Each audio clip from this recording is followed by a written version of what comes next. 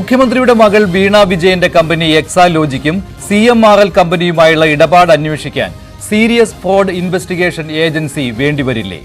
Company നിയമലംഘനത്തിന് ഗുരുതര കണ്ടെത്തലുകൾ രജിസ്ട്രാർ ഓഫ് കമ്പനീസ് നടത്തിയിട്ടും കമ്പനികാര്യ മന്ത്രാലയത്തിന്റെ സമിതിയുടെ അന്വേഷണത്തിൽ ഒതുക്കുകയാണോ? മാസപ്പടിക്കും അപ്പുറം ഈടില്ലാതെ ലക്ഷങ്ങൾ എക്സാലോജിക് വായ്പ വാങ്ങിയതിലും അന്വേഷണം വേണ്ടതല്ലേ? സംശയമുന്നയിച്ച് പരാതിക്കാരൻ ഷോൺ ജോർജ് വീണ്ടും ഹൈക്കോടതിയെ സമീപിച്ച പശ്ചാത്തലത്തിൽ പ്രൈം ഡിബേറ്റ് ചർച്ച ചെയ്യുന്നു. ഫ്രോഡ് കണ്ടെത്തും.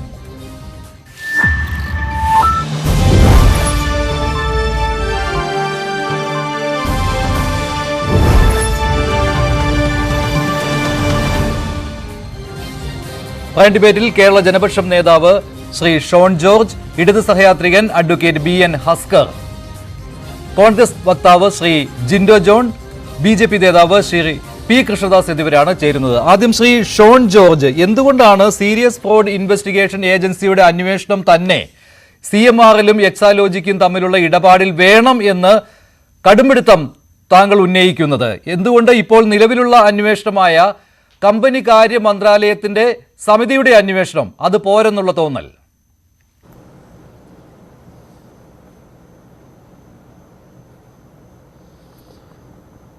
നമ്മളെ സംബന്ധിച്ച് ഈ കേസ് ഒരു കമ്പനിക്കുള്ളിൽ നിൽക്കുന്ന അല്ലെങ്കിൽ കമ്പനീസ് ആക്ട് പ്രകാരം നിലനിൽക്കുന്ന ഒരു കേസല്ല. അതിനപ്പുറത്തേക്ക് കേരള സംസ്ഥാനത്ത് ഒരു വ്യവസായ സ്ഥാപനം നടത്തുവാൻ അവർ 135 കോടി രൂപ വിതരണം ചെയ്തിരിക്കുന്നു.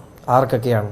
കേരളത്തിലെ രാഷ്ട്രീയ നേതാക്കൾക്ക്, ട്രേഡ് യൂണിയൻ നേതാക്കൾക്ക്, അങ്ങനെ വിവിധ മഹത് സംഘടനകൾക്ക്, മാധ്യമങ്ങൾക്ക്, അങ്ങനെ വിവിധ ആളുകൾക്ക് ഇവർ വിതരണം ചെയ്തിരിക്കുന്നു. കമ്പനീസ് ആക്ട് പ്രകാരം അല്ലെങ്കിൽ ഇപ്പോൾ പ്രഖ്യാപിച്ചിട്ടുള്ള സെക്ഷൻ 210 അനുസരിച്ചുള്ള എൻക്വയറി എപ്പോഴും കമ്പനി നിയമങ്ങളുടെ, കമ്പനീസ് ആക്ട് പ്രകാരമുള്ള നിയമങ്ങളുടെ പരിധിയിൽ നിൽക്കുന്നതാണ്. പക്ഷേ ഇതിനപ്പുറത്തേക്ക് ഇത് കറപ്ഷൻ നടന്നിട്ടുണ്ട്, അവിടെ നിന്നും കരിമണൽ കടത്തിക്കൊണ്ട് പോയിട്ടുണ്ട്.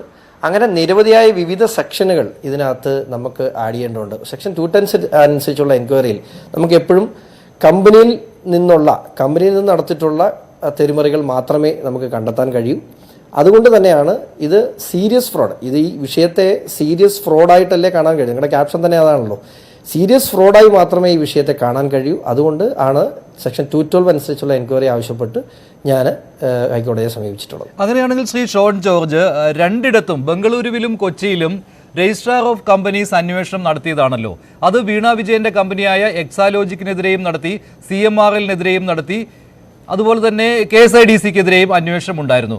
അപ്പോൾ ഈ അന്വേഷണ റിപ്പോർട്ടുകൾ പ്രകാരം സീരിയസ് ഫ്രോഡ് ഇൻവെസ്റ്റിഗേഷൻ അന്വേഷണം അതെന്തുകൊണ്ട് വന്നില്ല?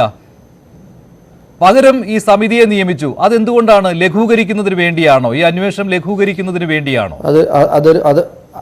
അതൊരു സ്വാഭാവികമായിട്ടും എൻ്റെ പരാതി പ്രകാരം ROCയോടാണ് ഈ വിഷയം അന്വേഷിക്കാൻ ആവശ്യപ്പെട്ടത്. ROC നൽകിയ നിർദ്ദേശത്തിൽ തന്നെ ഞാൻ ഇതുവരെ നേരിട്ട് കണ്ടില്ല, എനിക്ക് ഔദ്യോഗികമായ കോപ്പി ഇതുവരെ കിട്ടിയിട്ടില്ലെങ്കിൽ പോലും മാധ്യമങ്ങളിൽ നിന്നും എനിക്ക് അറിയാൻ കഴിഞ്ഞതും ഞാൻ ഈ മാധ്യമങ്ങളുടെ സ്ക്രീൻഷോട്ടുകൾ മാത്രമേ എനിക്ക് അതിനകത്തുള്ളൂ. അവിടെ തന്നെ അവർ EDയുടെയും CBIയുടെയും ഉൾപ്പെടെയുള്ള അന്വേഷണങ്ങൾ, കറപ്ഷനുമായി ബന്ധപ്പെട്ട് ഇതിൻ്റെ അന്വേഷണം വേണമെന്ന് നിർദ്ദേശിച്ചിട്ടുണ്ട്. പക്ഷേ എന്തുകൊണ്ട് കോർപ്പറേറ്റ് അഫയേഴ്സ് മിനിസ്ട്രി ഇങ്ങനെ 210 അനുസരിച്ചുള്ള എൻക്വയറി ഓർഡർ ചെയ്തു എന്നുള്ളത് എനിക്കറിയാവുന്ന കാര്യമല്ല, എനിക്ക് വിശദീകരിക്കാൻ കഴിയുന്ന കാര്യമല്ല. പക്ഷേ കമ്പനികാര്യ മന്ത്രാലയം എന്ന നിലയിലായിരിക്കാം 210 എൻക്വയറി ഇനിഷ്യേറ്റ് ചെയ്തിട്ടുള്ളത്. പക്ഷേ ഇതിനകത്ത് ഞാൻ പറഞ്ഞല്ലോ 135 കോടി രൂപ എവിടെ പോയി? ഇപ്പോൾ മുഖ്യമന്ത്രിയാണ് നമ്മൾ ഏറ്റവും കുറ്റം പറയുന്നത്, അല്ലേ? മുഖ്യമന്ത്രി ഇതിനകത്ത് പ്രതിയല്ലെങ്കിൽ അദ്ദേഹത്തെ പ്രതിയല്ല എന്ന് സ്ഥാപിക്കേണ്ട ഉത്തരവാദിത്വം ഇത് മുഖ്യമന്ത്രി ശരിക്കും പറഞ്ഞാൽ ഈ അന്വേഷണം സ്വാഗതം ചെയ്യേണ്ടതാണ്. അദ്ദേഹം ഇതിനകത്ത് പ്രതിയല്ലെങ്കിലോ അന്വേഷണം നടന്നാലേ അറിയത്തുള്ളൂ. അപ്പോൾ 135 കോടി രൂപ എവിടെ പോയി, എന്ത് ചെയ്തു, ആരുടെ കയ്യിൽ പോയി? ആ വാങ്ങിച്ചവരൊക്കെ കേരള സംസ്ഥാനത്തൂടെ ചുറ്റിക്കറങ്ങി സ്വസ്ഥമായി നടക്കുന്നുണ്ട്. അപ്പോൾ അതിനകത്ത് ഏറ്റവും വലിയ ദുഃഖകരമായ കാര്യം, കേരള സംസ്ഥാനത്ത് ഒരു വ്യവസായ സ്ഥാപനം നടക്കണമെന്നുണ്ടെങ്കിൽ ഇത്ര കോടി രൂപ മറ്റും കൈക്കൂലി കൊടുത്തേ മതിയാവൂ എന്നൊക്കെ പറഞ്ഞാൽ എങ്ങനെ വിശ്വസിച്ചൊരു വ്യവസായ സ്ഥാപനം നമ്മുടെ നാട്ടിലേക്ക് വരും? അതൊരു വലിയ പ്രശ്നമല്ലേ? ഒരു ഈ കേസിൻ്റെ അപ്പുറത്തേക്കൊന്ന് ചിന്തിച്ച്, ഇത്രമാത്രം കൈക്കൂലി കൊടുത്താൽ ഈ സംസ്ഥാനത്ത് ഒരു സ്ഥാപനം നടത്തിക്കൊണ്ട് പോകാൻ കഴിയൂ എന്ന് പറയുന്നത് അത് തിരുത്തിയല്ലേ പറ്റൂ. അങ്ങനെയാണെങ്കിൽ ഷോൺ, ഇതിൽ CMRLും മുഖ്യമന്ത്രിയുടെ മകൾ വീണ വിജയന്റെ എക്സാലോജിക് എന്ന കമ്പനിയും തമ്മിലുള്ള ആ കരാർ ഉണ്ടല്ലോ, വിവാദമായ ആ കരാർ പ്രകാരം സേവനം നൽകാതെ തന്നെ, CMRL സേവനം നൽകാതെ തന്നെ ഓരോ മാസവും 5 ലക്ഷം രൂപ വീതം വീണ വിജയനും 3 ലക്ഷം രൂപ വീതം എക്സാലോജിക് കമ്പനിക്കും കിട്ടിയിട്ടുണ്ട്. ഇതിൽ നിന്നും ഇതിനും അപ്പുറത്തേക്ക് ആദായ നികുതി വകുപ്പിന്റെ ഇന്ററിം സെറ്റിൽമെന്റ് ബോർഡ് കണ്ടെത്തിയ എല്ലാ കാര്യങ്ങളും, അതാണല്ലോ താങ്കൾ ഈ 135 കോടി രൂപയുടെ കാര്യം പറയുന്നത്, ഈ അന്വേഷണ പരിധിയിൽ വരണം. അതാണല്ലോ താങ്കളുടെ ആവശ്യം. അപ്പോൾ രണ്ടും രണ്ടായിട്ടാണോ അതോ രണ്ടും കൂടെ ഒരുമിച്ചുള്ള ഒരു അന്വേഷണമാണോ താങ്കൾ ആവശ്യപ്പെടുന്നത്? അങ്ങനെ വരുമ്പോൾ വീണ വിജയന്റെ കമ്പനിയുമായി CMRL നടത്തിയ ഇടപാടുണ്ടല്ലോ, അതിൽ വളരെ ചെറിയ ഒന്നായി മാറുമല്ലോ, ചെറിയ ഒന്നായിട്ട് മാറുമല്ലോ. 211 അനുസരിച്ച് കോൺസ്റ്റിറ്റ്യൂട്ട് ചെയ്തിട്ടുള്ള സെക്ഷൻ 212 അനുസരിച്ചുള്ള ഒരു എൻക്വയറി വന്നാൽ ഈ SFIO എന്ന് പറയുന്ന ഏജൻസി പലപ്പോഴും നമുക്ക് പരിചിതമല്ലാത്ത അല്ലെങ്കിൽ ആളുകൾ കേട്ടിട്ടില്ലാത്തൊരു ഏജൻസിയാണ് SFIO. അപ്പോൾ അതുകൊണ്ടാണ് SFIക്ക് മുകളിലല്ല EDയും CBIയും ഇന്ത്യയിലുള്ള ഓരോ ഏജൻസികളും. SFIO എൻക്വയറി ഓർഡർ ചെയ്താൽ ഇന്ത്യയിൽ കോൺസ്റ്റിറ്റ്യൂട്ട് ചെയ്തിട്ടുള്ള മുഴുവൻ ഏജൻസികളും SFIയുടെ നിർദ്ദേശപ്രകാരം അവരോട് സഹകരിക്കാൻ നിർബന്ധിതരാകും. അങ്ങനെയാണ് നിയമം. അതുകൊണ്ട് തന്നെയാണ് SFI എൻക്വയറി വേണമെന്ന് പറഞ്ഞത്. ഇപ്പോൾ ഈ കറപ്ഷൻ അന്വേഷിക്കാൻ എനിക്ക് CBI എടുത്തു പോയി ഞാൻ പരാതി കൊടുക്കുക, അല്ലെങ്കിൽ ഇതിനകത്തെ മറ്റ് സാമ്പത്തിക ഇടപാടുകൾ അന്വേഷിക്കാൻ ഞാൻ EDക്ക് പരാതി കൊടുക്കുക, കമ്പനീസിൽ ഉണ്ടായിട്ടുള്ള കമ്പനീസ് ആക്ട് പ്രകാരമുള്ള കുറ്റകൃത്യങ്ങൾ അന്വേഷിക്കാൻ ഞാൻ ROCക്ക് പരാതി കൊടുക്കുക. ഇങ്ങനെ എനിക്ക് പരാതിയായിട്ട് നടക്കുന്നതിന് ഒറ്റ എൻക്വയറിക്ക് ഇതെല്ലാം എല്ലാ സെക്ഷൻസും നമ്മൾ ആരോപിച്ചിട്ടുള്ള മുഴുവൻ കുറ്റകൃത്യങ്ങളും ഒറ്റ ഏജൻസിക്ക് അന്വേഷിക്കാൻ കഴിയുമെങ്കിൽ ആ അന്വേഷണമല്ലേ ആവശ്യം. അതാണ് എൻ്റെ ആവശ്യവും. ശരി, അഡ്വക്കേറ്റ് BN ഹസ്കർ, ഇത്തരം ഒരു അന്വേഷണത്തിന് എന്താണ് തടസ്സമുള്ളത്? SFIO പറഞ്ഞാല് പ്രൊഡക്ഷൻ ശരി, ഷോൺ തുടർന്നോളൂ. എന്താണ് ഷോൺ തുടർന്നോളൂ. ഒരു പക്ഷേ കോടതിയുടെ ഞാനിപ്പോൾ ഈ മുമ്പ് നിങ്ങൾ മഞ്ജുഷ് പറഞ്ഞ ഒരു കാര്യത്തിന് വിശദീകരണം പറയുകയാണ്. എക്സാലോജിക് കമ്പനിയും CMRLും തമ്മിലുണ്ടാക്കിയ എഗ്രിമെന്റ് എന്താണ്? അവരുടെ സർവീസ് AMC ഉൾപ്പെടെയുള്ള സർവീസുകളാണ് പറഞ്ഞേക്കുന്നത്. വീണയുടെ എക്സാലോജിക് കമ്പനിയുടെ സ്റ്റേറ്റ്മെൻ്റാണ് ഇത്. ആ സ്റ്റേറ്റ്മെൻറ്റിൽ പറഞ്ഞിട്ടുള്ളത് അവരുടെ 100% ഇൻകവും വന്നിട്ടുള്ളത് production, supply and documentation of readymade software. ഈ റെഡിമെയ്ഡ് സോഫ്റ്റ്വെയർ ഏതാണ് പ്രൊഡക്ഷൻ നടത്തിയെന്ന് എനിക്കറിയത്തില്ല, സപ്ലൈ നടത്തിയെന്ന് അറിയത്തില്ല, അതിൻ്റെ ഡോക്യുമെൻറ്റേഷൻ എന്താണെന്ന് അറിയത്തില്ല. ഞാനൊരു കാര്യം പറയാമല്ലോ, ഇതിനകത്ത് എവിടെയും സർവീസ് എന്നൊരു വാക്കില്ല. വീണ തന്നെ ഫയൽ ചെയ്തിട്ടുള്ള സ്റ്റേറ്റ്മെൻറ്റിൽ സർവീസ് എന്നൊരു വാക്കില്ല. പിന്നെ എന്ത് സർവീസാണ് ഇവർക്ക് കൊടുത്തിട്ടുള്ളത്? അപ്പോൾ ഇവിടെ ഇന്ററിം സെറ്റിൽമെന്റ് ബോർഡിന്റെ ഉത്തരവിൽ കൃത്യമായിട്ട് സർവീസ് കൊടുത്തിട്ടില്ലെന്ന് പറയുന്നു. അവർ തന്നെ ഫയൽ ചെയ്തിട്ടുള്ള വീണ തന്നെ ഫയൽ ചെയ്തിട്ടുള്ള ഡോക്യുമെന്റിൽ സർവീസ് കൊടുത്തിട്ടില്ലെന്ന് പറയുന്നു. പിന്നെ എവിടെയാണ് ഈ സർവീസ് കൊടുത്തിട്ടുള്ളത്? ഇത് അഴിമതി പണമാണെന്ന് കേരളത്തിൽ ഇന്ന് ഈ വിഷയം അറിയാവുന്ന മുഴുവൻ പേർക്കും അറിയാം. ഇത് അഴിമതി പണമാണ്. അപ്പോൾ ഇതല്ലാതെ SFIO അല്ലാതെ മറ്റൊരു അന്വേഷണം കൊണ്ട് ഇത് തെളിയിക്കാൻ കഴിയില്ല. ശരി, അഡ്വക്കേറ്റ് BN ഹസ്കർ, ഈ SFIO അന്വേഷണത്തിന് എന്താണ് തടസ്സം? താങ്കളൊരു അഡ്വക്കേറ്റ് കൂടിയാണല്ലോ. എന്ത് തടസ്സമാണ് ഉള്ളത്? നിലവിലെ കമ്പനികാര്യ മന്ത്രാലയത്തിന്റെ അന്വേഷണത്തിനും അപ്പുറം അതിലെല്ലാ കാര്യങ്ങളും വെളിച്ചത്ത് വരില്ല എന്നാണ് ഷോണിന്റെ ഉപഹർജിയിൽ പറയുന്നത്. ഈ അന്വേഷണത്തിന്റെ പരിമിതിയും അദ്ദേഹം ചൂണ്ടിക്കാണിച്ചിട്ടുണ്ട്. SFIO അന്വേഷണത്തിന് നിലവിലുള്ള തടസ്സം എന്താണ് അഡ്വക്കേറ്റ് BN ഹസ്കർ? അങ്ങനെ ഒരു അന്വേഷണത്തെ സ്വാഗതം ചെയ്യണം മുഖ്യമന്ത്രി എന്ന് പോലുമാണ് ഷോൺ പറയുന്നത്. ഒരു പ്രശ്നവുമില്ലെങ്കിൽ നടക്കട്ടെ അന്വേഷണമെന്ന്. എന്താണ് തടസ്സമുള്ളത് SFIO അന്വേഷണത്തിന്? അഞ്ജുഷ്, ഇതില് SFIO അന്വേഷിക്കണമെന്ന് പറയുന്നതിന് മുമ്പ് സെക്ഷൻ 210 ഓഫ് കമ്പനീസ് ആക്ട് പ്രകാരമുള്ള ഒരു അന്വേഷണം ഇപ്പോൾ നിലവിൽ കമ്പനികാര്യ മന്ത്രാലയം നടത്തുന്നുണ്ട്. സ്വാഭാവികമായും 210 എൻക്വയറി നടത്തുന്ന ഘട്ടത്തിൽ SFIOക്ക് എൻക്വയറി നടത്തുന്നതിനുള്ള തടസ്സമുണ്ട്, നിയമപരമായ തടസ്സമുണ്ട്. 210 എൻക്വയറി കംപ്ലീറ്റ് ആകാത്ത സാഹചര്യത്തിൽ ഒരു കാരണവശാലും സെക്ഷൻ 212 അനുസരിച്ചിട്ടുള്ള SFIO എൻക്വയറി നടക്കാൻ പറ്റില്ല. മാത്രമല്ല, 2 ROCമാർ ഇക്കാര്യത്തെക്കുറിച്ച് അന്വേഷിച്ചിരുന്നു. ROCമാർ നടത്തിയിട്ടുള്ള രജിസ്ട്രാർ ഓഫ് കമ്പനീസ് നടത്തിയിട്ടുള്ള അന്വേഷണത്തിൽ ചില അപാകതകൾ കമ്പനി നടത്തിപ്പുമായി ബന്ധപ്പെടുത്തി എക്സാലോജിക്കിന് സംഭവിച്ചിട്ടുണ്ട് എന്നുള്ള കണ്ടെത്തലുമുണ്ട്. സ്വാഭാവികമായും ആ കണ്ടെത്തലുകളുടെ അടിസ്ഥാനത്തിലാണ് നിലവിൽ 210 പ്രകാരം. അത് ഏതാനും കണ്ടെത്തലുകൾ മാത്രമല്ല, അത് വളരെ സീരിയസ് ആയിട്ടുള്ള കണ്ടെത്തലുകളാണല്ലോ. ഈ സേവനം നൽകാതെ പണം വാങ്ങി എന്നുള്ള കണ്ടെത്തൽ ROC നടത്തിയിട്ടുണ്ട്.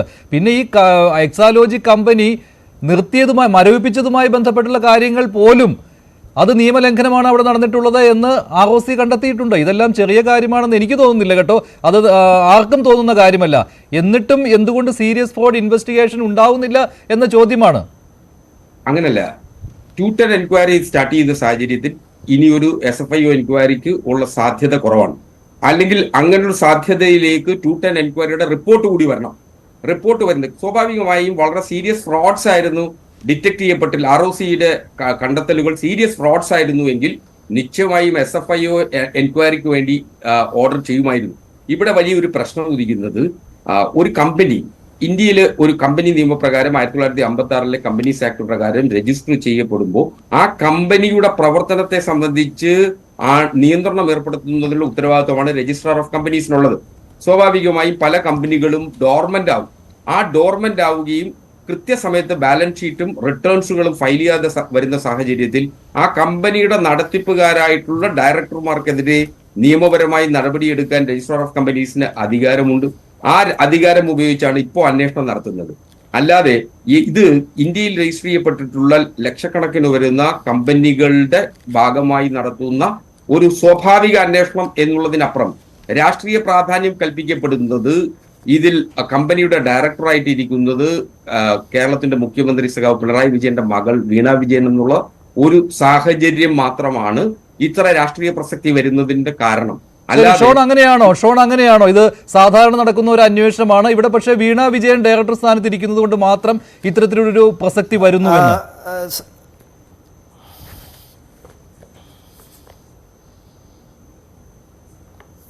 സെക്ഷൻ 212 കമ്പനീസ് ആക്ട് അതിൻ്റെ ക്ലോസ് 2 ഏതെങ്കിലും തരത്തിൽ ഒരു എൻക്വയറി SFIO സ്റ്റാർട്ട് ചെയ്താൽ, SFIOയുടെ എൻക്വയറി ഓർഡർ ചെയ്താൽ മറ്റ് എല്ലാ ഏജൻസികളും ഇതുമായി ബന്ധപ്പെട്ട് നടത്തുന്ന അന്വേഷണം സ്റ്റോപ്പ് ചെയ്യണമെന്നാണ്. അതിന് പ്രത്യേക വിധി തന്നെ ഉണ്ട്.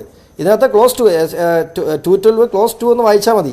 കൃത്യമായി മറ്റേത് ഏജൻസി അന്വേഷിക്കാൻ തുടങ്ങിയാലും SFIO അന്വേഷണം ഓർഡർ ചെയ്താൽ നിർബന്ധമായും മറ്റെല്ലാ ഏജൻസികളുടെ അന്വേഷണം അവസാനിപ്പിക്കണം. മാത്രമല്ല ROCയുടെ ഉത്തരവ് കഴിഞ്ഞ ദിവസം ROCയുടെ റിപ്പോർട്ടുണ്ട്. ആ റിപ്പോർട്ട് ഞാൻ പറഞ്ഞ ലിസ്റ്റിൽ എൻ്റെ എല്ലാ റിപ്പോർട്ട് കിട്ടിയിട്ടില്ല. ആ റിപ്പോർട്ട് കോൾ ഫോർ ചെയ്യണമെന്ന് ഞാൻ ബഹുമാനപ്പെട്ട ഹൈക്കോടതിയിൽ ആവശ്യപ്പെട്ടിട്ടുണ്ട്.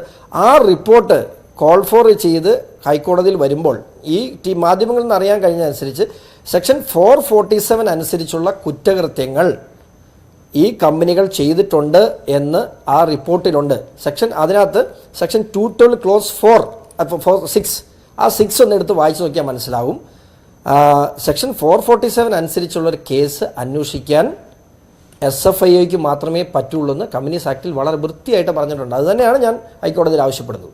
ശരി, ശ്രീ ജിൻഡോ ജോൺ, ഈ ദുരൂഹമാണ് ഈ ഇടപാടുകൾ എന്ന കാര്യത്തിൽ എല്ലാവരും സംശയിക്കുന്നതാണ്. പക്ഷേ അവിടെ ഈ അന്വേഷണം പ്രഖ്യാപിച്ചതിലും ഒരു ദുരൂഹതയാണോ ഉള്ളത്? ഇപ്പോൾ ഷോൺ എന്ന വ്യക്തിക്ക് തുടർച്ചയായിട്ട് ഹൈക്കോടതിയെ സമീപിക്കേണ്ടി വന്നിരിക്കുകയാണ്. അദ്ദേഹത്തിന്റെ ഒരു ഒറ്റയാൾ പോരാട്ടമാണ് ഇപ്പോൾ നടക്കുന്നത്. നേരത്തെ മാത്യു കുഴൽനാടൻ കോൺഗ്രസിൽ നിന്നുണ്ടായിരുന്നു ഇങ്ങനെ പോരാടാൻ. പക്ഷേ ഇപ്പോൾ ഷോണിന്റെ പോരാട്ടമാണ് നടക്കുന്നത്. ഈ അന്വേഷണം പ്രഖ്യാപിച്ചതിൽ പോലും സംശയം പ്രകടിപ്പിക്കുകയാണ് ഷോൺ. ആ അന്വേഷണം പോരായിരുന്നു, കേന്ദ്രത്തിന്റെ ആ അന്വേഷണം പോരായിരുന്നുവെന്ന്.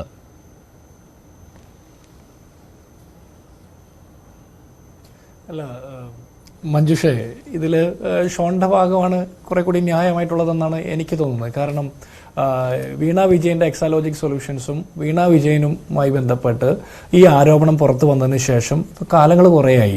ഇതിൻ്റെ ഇടയ്ക്ക് ഇൻ്ററിം സെറ്റിൽമെൻറ്റ് ബോർഡിൻ്റെ കണ്ടെത്തലുണ്ട്. 1,72,00,000 രൂപ അവർ കൈപ്പറ്റിയിട്ടുണ്ട്. അതിൽ 55 ലക്ഷം രൂപ അവരുടെ സ്വകാര്യ അക്കൗണ്ടിലേക്കാണ് കൈപ്പറ്റിയിട്ടുള്ളത്. ഇതുമായി ബന്ധപ്പെട്ട് വലിയ വിവാദങ്ങൾ കേരളത്തിലെമ്പാടും നടന്നിരുന്നു. വലിയ ചർച്ചകൾ നടന്നു. കേരളത്തിൻ്റെ മുഖ്യമന്ത്രിയുടെ മകൾ, കേരളത്തിലെ പൊതുമരാമത്ത് മന്ത്രിയുടെ ഭാര്യ, ഇവരുമായി ബന്ധപ്പെട്ടൊരു ആരോപണം വരുമ്പോൾ ഈ പറഞ്ഞ രണ്ട് പ്രമുഖ വ്യക്തികൾക്കും അതിൽ യാതൊരു ആക്ഷേപമില്ല. അതിനു വേണ്ടിയിട്ട് രംഗത്ത് വരുന്ന ഈ വീണ വിജയനെ എൻഡോഴ്സ് ചെയ്തുകൊണ്ട് പ്രൊട്ടക്ട് ചെയ്ത് സംസാരിക്കാൻ വേണ്ടി വരുന്ന CPMന്റെ സംസ്ഥാന കമ്മിറ്റി സെക്രട്ടറി അടക്കമുള്ള മുന്തിയ നേതാക്കന്മാരാണ്. ഈ ഒരു ഘട്ടത്തിലും ഈ നിമിഷം വരെ വീണ വിജയന്റെ സ്റ്റേറ്റ്മെന്റ് എന്താണെന്ന് നമ്മൾക്കറിയില്ല. നാട്ടിലെ ഏതൊരു സാധാരണ ആളുമായി ബന്ധപ്പെട്ട് ഇത്തരത്തിലൊരു വിവാദം വന്നാലും പ്രശ്നങ്ങൾ വന്നാലും അവരുടെ ഭാഗം എന്താണെന്ന് പുറത്ത് പറയാനുള്ള ഒരു മിനിമം മര്യാദ കാണിക്കും. അത് വീണ വിജയന്റെ ഭാഗത്തുനിന്ന് ഉണ്ടായിട്ടില്ല. വീണ വിജയനോ കമ്പനിക്കോ അങ്ങനെ ഒരു ആക്ഷേപം ഇല്ലെങ്കിലും കേരളത്തിലെ പൊതുസമൂഹത്തിന് അറിയാൻ ആഗ്രഹമുണ്ട്. കേരളത്തിന്റെ മുഖ്യമന്ത്രിയുടെ മകൾക്ക് എന്ത് സേവനത്തിനാണ് കേരളത്തിന്റെ KSIDC അടക്കമുള്ള പൊതുമേഖലാ സ്ഥാപനത്തിന് 10-15% ഷെയർ ഉള്ള ഒരു കമ്പനിക്ക് എന്ത് സേവനത്തിനാണ് വീണ വിജയന് പണം കൊടുത്തതെന്ന് അറിയാൻ നമുക്ക് ആഗ്രഹമുണ്ട്. അത് അന്വേഷിച്ച് കണ്ടെത്തേണ്ട ഇതിൽ നിന്ന് കേന്ദ്ര ഏജൻസികൾ ഒരുപാട് പുറകിലാണെന്ന് ഞാൻ സംശയിക്കുന്നു. അത് ഷോൺ ജോർജ് പറഞ്ഞ കാര്യത്തിൽ ഞാൻ പിന്തുണയ്ക്കുക. കാരണം എന്താണെന്ന് വെച്ചാൽ ഇന്ററിം സെറ്റിൽമെന്റ് ബോർഡിന്റെ കണ്ടെത്തലിൽ ഈ പറഞ്ഞ പണം കൈപ്പറ്റിയിട്ടുണ്ട്. അത് അഴിമതിക്ക് സമാനമാണ്, അല്ലെങ്കിൽ കള്ളപ്പണം വെളുപ്പിക്കുന്നതിന് തുല്യമാണെന്ന് കണ്ടെത്തിയിരിക്കുന്നു. CBI ഇഡിയോ അന്വേഷിക്കുന്ന സാഹചര്യം നമ്മൾ കണ്ടില്ല. കമ്പനി രജിസ്ട്രാർ ഓഫ് കമ്പനീസ് അന്വേഷിക്കുന്നു. ROCയുടെ റിപ്പോർട്ട് വരുന്നു. വീണ്ടും ROCയുടെ തന്നെ 3 അംഗ കമ്മിറ്റി വീണ്ടും അന്വേഷിക്കുന്നു, അല്ലെങ്കിൽ കമ്പനികാര്യ മന്ത്രാലയം അന്വേഷിക്കുന്നു ഒക്കെ പറഞ്ഞ് ഇത് നീട്ടിക്കൊണ്ടുപോകുന്നതിന്റെ ലക്ഷ്യം എന്താണെന്ന് സംശയിക്കപ്പെടുന്നു. ആ സംശയത്തിന് ഇട നൽകാതെ എത്രയും പെട്ടെന്ന് ഇതിൽ അന്വേഷണം നടത്തി കുറ്റക്കാർക്കെതിരെ നടപടി സ്വീകരിക്കേണ്ടേ? വീണ വിജയനോട് എന്തുകൊണ്ടാണ് ഇത്രയും സോഫ്റ്റ് കോർണർ എന്ന് കേന്ദ്ര ഏജൻസികൾക്ക് എന്ന് സംശയമുണ്ട്. കാരണം സാധാരണപ്പെട്ട ഒരാളാണെങ്കിൽ, മറ്റേതെങ്കിലും ഒരു വ്യവസായിയാണെങ്കിൽ, കേരളത്തിലെ മുഖ്യമന്ത്രിയുടെ മകളല്ലാതെ മറ്റേതെങ്കിലും ഒരു വ്യവസായിയാണെങ്കിൽ ഈ പറഞ്ഞൊരു സോഫ്റ്റ് കോർണറിൽ അവർ ഡീൽ ചെയ്യുമായിരുന്നു. ഇല്ല. ഇവിടെ മറ്റൊരു കാര്യം കൂടിയുണ്ട്. ഷോൺ ആവശ്യപ്പെടുന്ന അന്വേഷണം എന്ന് പറയുന്നത് പ്രധാനമായിട്ടും ശരിയാണ്. മുഖ്യമന്ത്രിയുടെ മകളായതുകൊണ്ട് തന്നെ എക്സാലോജിക് കമ്പനിയും CMRL തമ്മിലുള്ള ഇടപാടാണ് അതിൽ മുഖ്യമായിട്ട് വരുന്നത്. പക്ഷേ അതിനുമപ്പുറം CMRL കമ്പനി മറ്റ് രാഷ്ട്രീയ പാർട്ടി നേതാക്കൾക്ക് കൊടുത്തിരിക്കുന്ന തുകയെക്കുറിച്ചും അന്വേഷണം വേണമെന്നാണ്. കാരണം അതും ഈ 135 കോടിയിൽ വരുന്നതാണ്. അതിന് CMRL തന്നെ പറഞ്ഞ മൊഴി അനുസരിച്ച്, CMRLന്റെ ഉയർന്ന ഉദ്യോഗസ്ഥർ നൽകിയ മൊഴി അനുസരിച്ച് അത് കമ്പനിക്ക് ഫേവർ കിട്ടുന്നതിന് വേണ്ടി, അതായത് ഈ നേതാക്കളിൽ നിന്ന് ഫേവർ കിട്ടുന്നതിന് വേണ്ടി നൽകിയ പണമാണ്. അപ്പോൾ അതേക്കുറിച്ച് അന്വേഷണം വരുമ്പോൾ ഇതൊരു കൂട്ട അന്വേഷണമായി മാറും. അതുകൊണ്ടാണോ കോൺഗ്രസ് ഇതിൽ നിന്ന് പതുക്കെ പതുക്കെ അങ്ങോട്ട് പിന്മാറുന്നത്? ഷോൺ മാത്രമേ ഉള്ളൂ ഇപ്പോഴത്തെ നിയമ പോരാട്ടത്തിൽ, ജിൻഡോ? അല്ല മഞ്ജുഷ, ഞങ്ങൾ അങ്ങനെ പറഞ്ഞ് അതിനെ ജനറലൈസ് ചെയ്ത് പറയണ്ട. ഞാൻ മനസ്സിലാക്കുന്നത് കേരളത്തിൽ വിവിധ നേതാക്കന്മാർക്ക് പണം കൊടുത്തതിനെ കുറിച്ചിട്ടുള്ള ആക്ഷേപമുണ്ട്, ചർച്ച ചെയ്യപ്പെടുന്നുണ്ട്. CMRL കമ്പനിയുടെ ഭാഗത്തു നിന്ന് അങ്ങനെ ഒഫീഷ്യലായിട്ടൊരു സ്റ്റേറ്റ്മെന്റ് ഇല്ലെങ്കിലും ഈ പറഞ്ഞ പുറത്തു വരുന്ന വിവരങ്ങൾ അനുസരിച്ച് അങ്ങനെയുണ്ട്. അതിൽ കോൺഗ്രസിന്റെ ഒഫീഷ്യലായിട്ട് സ്റ്റേറ്റ്മെന്റ് തന്നെയാണ് കേട്ടോ. അല്ലല്ല, ജിൻഡോ വായിച്ചു നോക്കിയിട്ടുള്ളതാണല്ലോ. ആദായ നികുതി ഇന്ത്യൻ സെറ്റിൽമെന്റ് ബോർഡിന്റെ ഉത്തരവ് താങ്കൾ വായിച്ചു നോക്കിയിട്ടുള്ളതാണല്ലോ. അത് ഒഫീഷ്യൽ തന്നെയാണ്. കാരണം മൊഴിയിൽ തന്നെയാണ് പറഞ്ഞിട്ടുള്ളത്. പിന്നെ ഈ റെയ്ഡ് നടത്തിയപ്പോൾ കിട്ടിയ വിവരങ്ങളുടെ അടിസ്ഥാനത്തിൽ തന്നെയാണ്. പിന്നീട് കമ്പനിയുടെ ഉദ്യോഗസ്ഥർ ആ മൊഴി തിരുത്തുന്നതിന് വേണ്ടി സത്യവാങ്മൂലം നൽകി എന്നതൊക്കെ ശരി തന്നെയാണ്. പക്ഷേ കാര്യങ്ങൾ ഒഫീഷ്യൽ തന്നെയാണ്. അത് വാങ്ങിയ ആളുകൾ പോലും അത് ഇല്ല എന്ന് പറഞ്ഞിട്ടില്ല. ഞാൻ കോൺഗ്രസ് നേതാക്കളെ കുറിച്ച് മാത്രമാണ് പറഞ്ഞത്. അവിടെ PV നിഷേധിച്ചിട്ടുമുണ്ട്. അല്ല, ഞാൻ പറഞ്ഞു വരുന്ന അതിലേക്ക് തന്നെയാണ്. കോൺഗ്രസിന്റെ നേതാക്കന്മാരോ UDFന്റെ നേതാക്കന്മാരോ ഈ പണം വാങ്ങിയിട്ടില്ല എന്നൊന്നും പറയുന്നില്ല. സംഘടനാ പ്രവർത്തനത്തിന്റെ ഭാഗമായിട്ട് വാങ്ങുന്നുണ്ട്. അല്ലാതെ ഈ പറഞ്ഞ പോലെ CPM പ്രവർത്തിക്കുന്നത് പോലെ കാരണഭൂതൻ കല്ല് ചുമക്കാൻ പോയ പണം കൊണ്ടാണ് മറ്റ് രാഷ്ട്രീയ പാർട്ടികൾ പ്രവർത്തിക്കുന്നതെന്ന് പറയാനൊന്നും ഞാനാളല്ല. ഈ നാട്ടിലെ രാഷ്ട്രീയ പ്രവർത്തനങ്ങൾ നടക്കുന്നത്, സംഘടനാ പ്രവർത്തനം നടക്കുന്നത് ഏത് രീതിയിലാണ്, സംഭാവനകൾ കൊണ്ടാണ് എന്നുള്ള കാര്യത്തിലൊന്നും തർക്കമൊന്നുമില്ല. പക്ഷേ കോൺഗ്രസിന്റെ നേതാക്കന്മാർക്ക് ഉൾപ്പെടെ അന്വേഷണം നടക്കട്ടെ. ഞങ്ങൾക്കൊരു തർക്കമില്ലല്ലോ. ഞങ്ങൾ ഏതെങ്കിലും ഒരു പരാതി ഉന്നയിച്ചിട്ടുണ്ടോ? KPCCയുടെ ഔദ്യോഗിക ലെറ്റർ പാഡിൽ കുറിപ്പിറക്കിയിട്ടുണ്ടോ? ഇത് പാർട്ടിയെ ക്ഷീണപ്പെടുത്താൻ വേണ്ടിയിട്ടാണ്, കോൺഗ്രസിനെ നശിപ്പിക്കാൻ വേണ്ടിയിട്ടാണ്? ഞങ്ങൾ അങ്ങനെയൊന്നും പറഞ്ഞിട്ടില്ലല്ലോ. ഇത് പറയുന്നത് CPM ആണ്. ഇത് പറയുന്നത് മുഖ്യമന്ത്രിയെ ക്ഷീണിപ്പിക്കാൻ വേണ്ടിയിട്ടാണ്, CPM-നെ ഇല്ലാതാക്കാൻ വേണ്ടിയിട്ടാണെന്നൊക്കെ പറയുന്നത് അവരാണ്.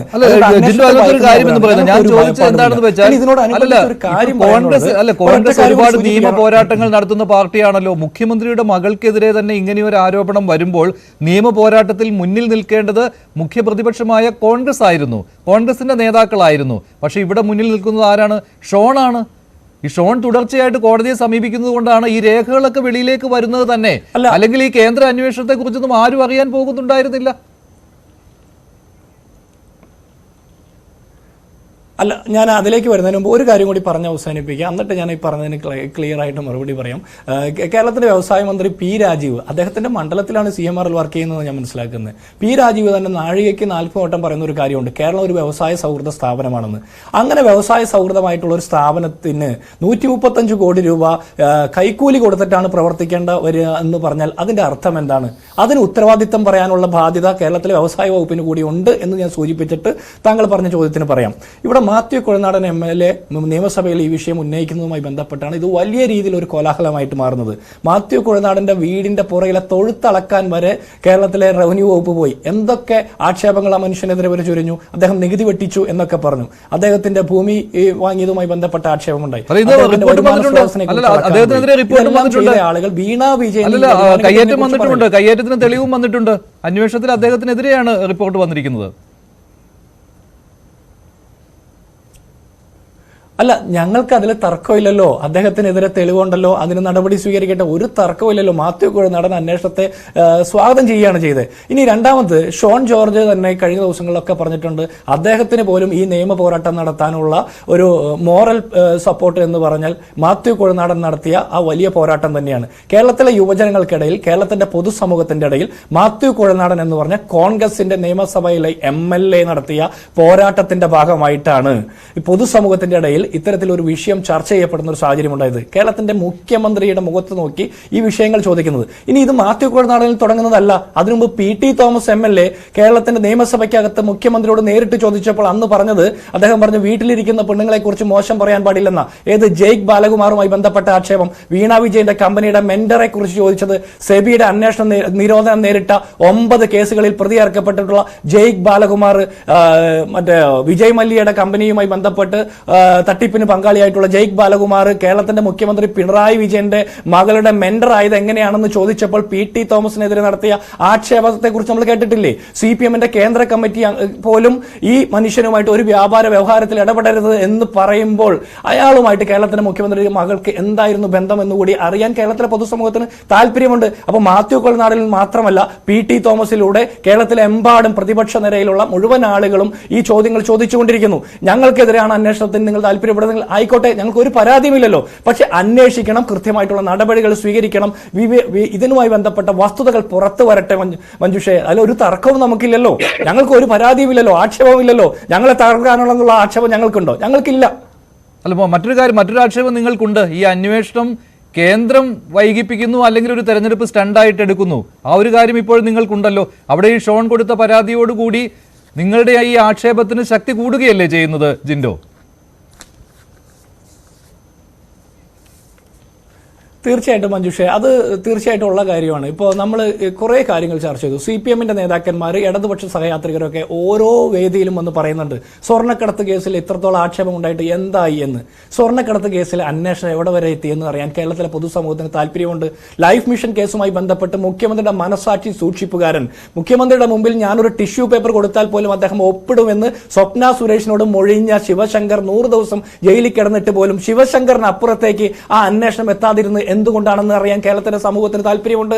ഇനി മുഖ്യമന്ത്രിയുമായി ബന്ധപ്പെട്ട നിരവധി ആക്ഷേപങ്ങൾ, മുഖ്യമന്ത്രിയുടെ ലാവ്ലിംഗ് കേസുമായി ബന്ധപ്പെട്ട കാര്യത്തിൽ കോടതിയിൽ ഹാജരാകുന്നതിൽ നിന്ന് 37 തവണ CBIയുടെ സ്റ്റാൻഡിംഗ് കൗൺസിൽ മാറി നിൽക്കുന്നത് എന്തുകൊണ്ടാണെന്ന് അറിയാൻ കേരളത്തിലെ പൊതുസമൂഹത്തിന് താല്പര്യമുണ്ട്. അപ്പോൾ നിരവധിയായിട്ടുള്ള കാര്യങ്ങൾ ഇവിടെ കൊടുക്കൽ വാങ്ങലുകൾ നടക്കുന്നു. അതുകൊണ്ട് കേന്ദ്ര അന്വേഷണ ഏജൻസികൾ കൃത്യമായിട്ടുള്ള താല്പര്യപ്രകാരം ഇതിൽ വേണ്ടപ്പെട്ടവരെ സംരക്ഷിക്കുന്നു എന്നുള്ള അഭിപ്രായം കൂടി ഞങ്ങൾക്കുണ്ട്.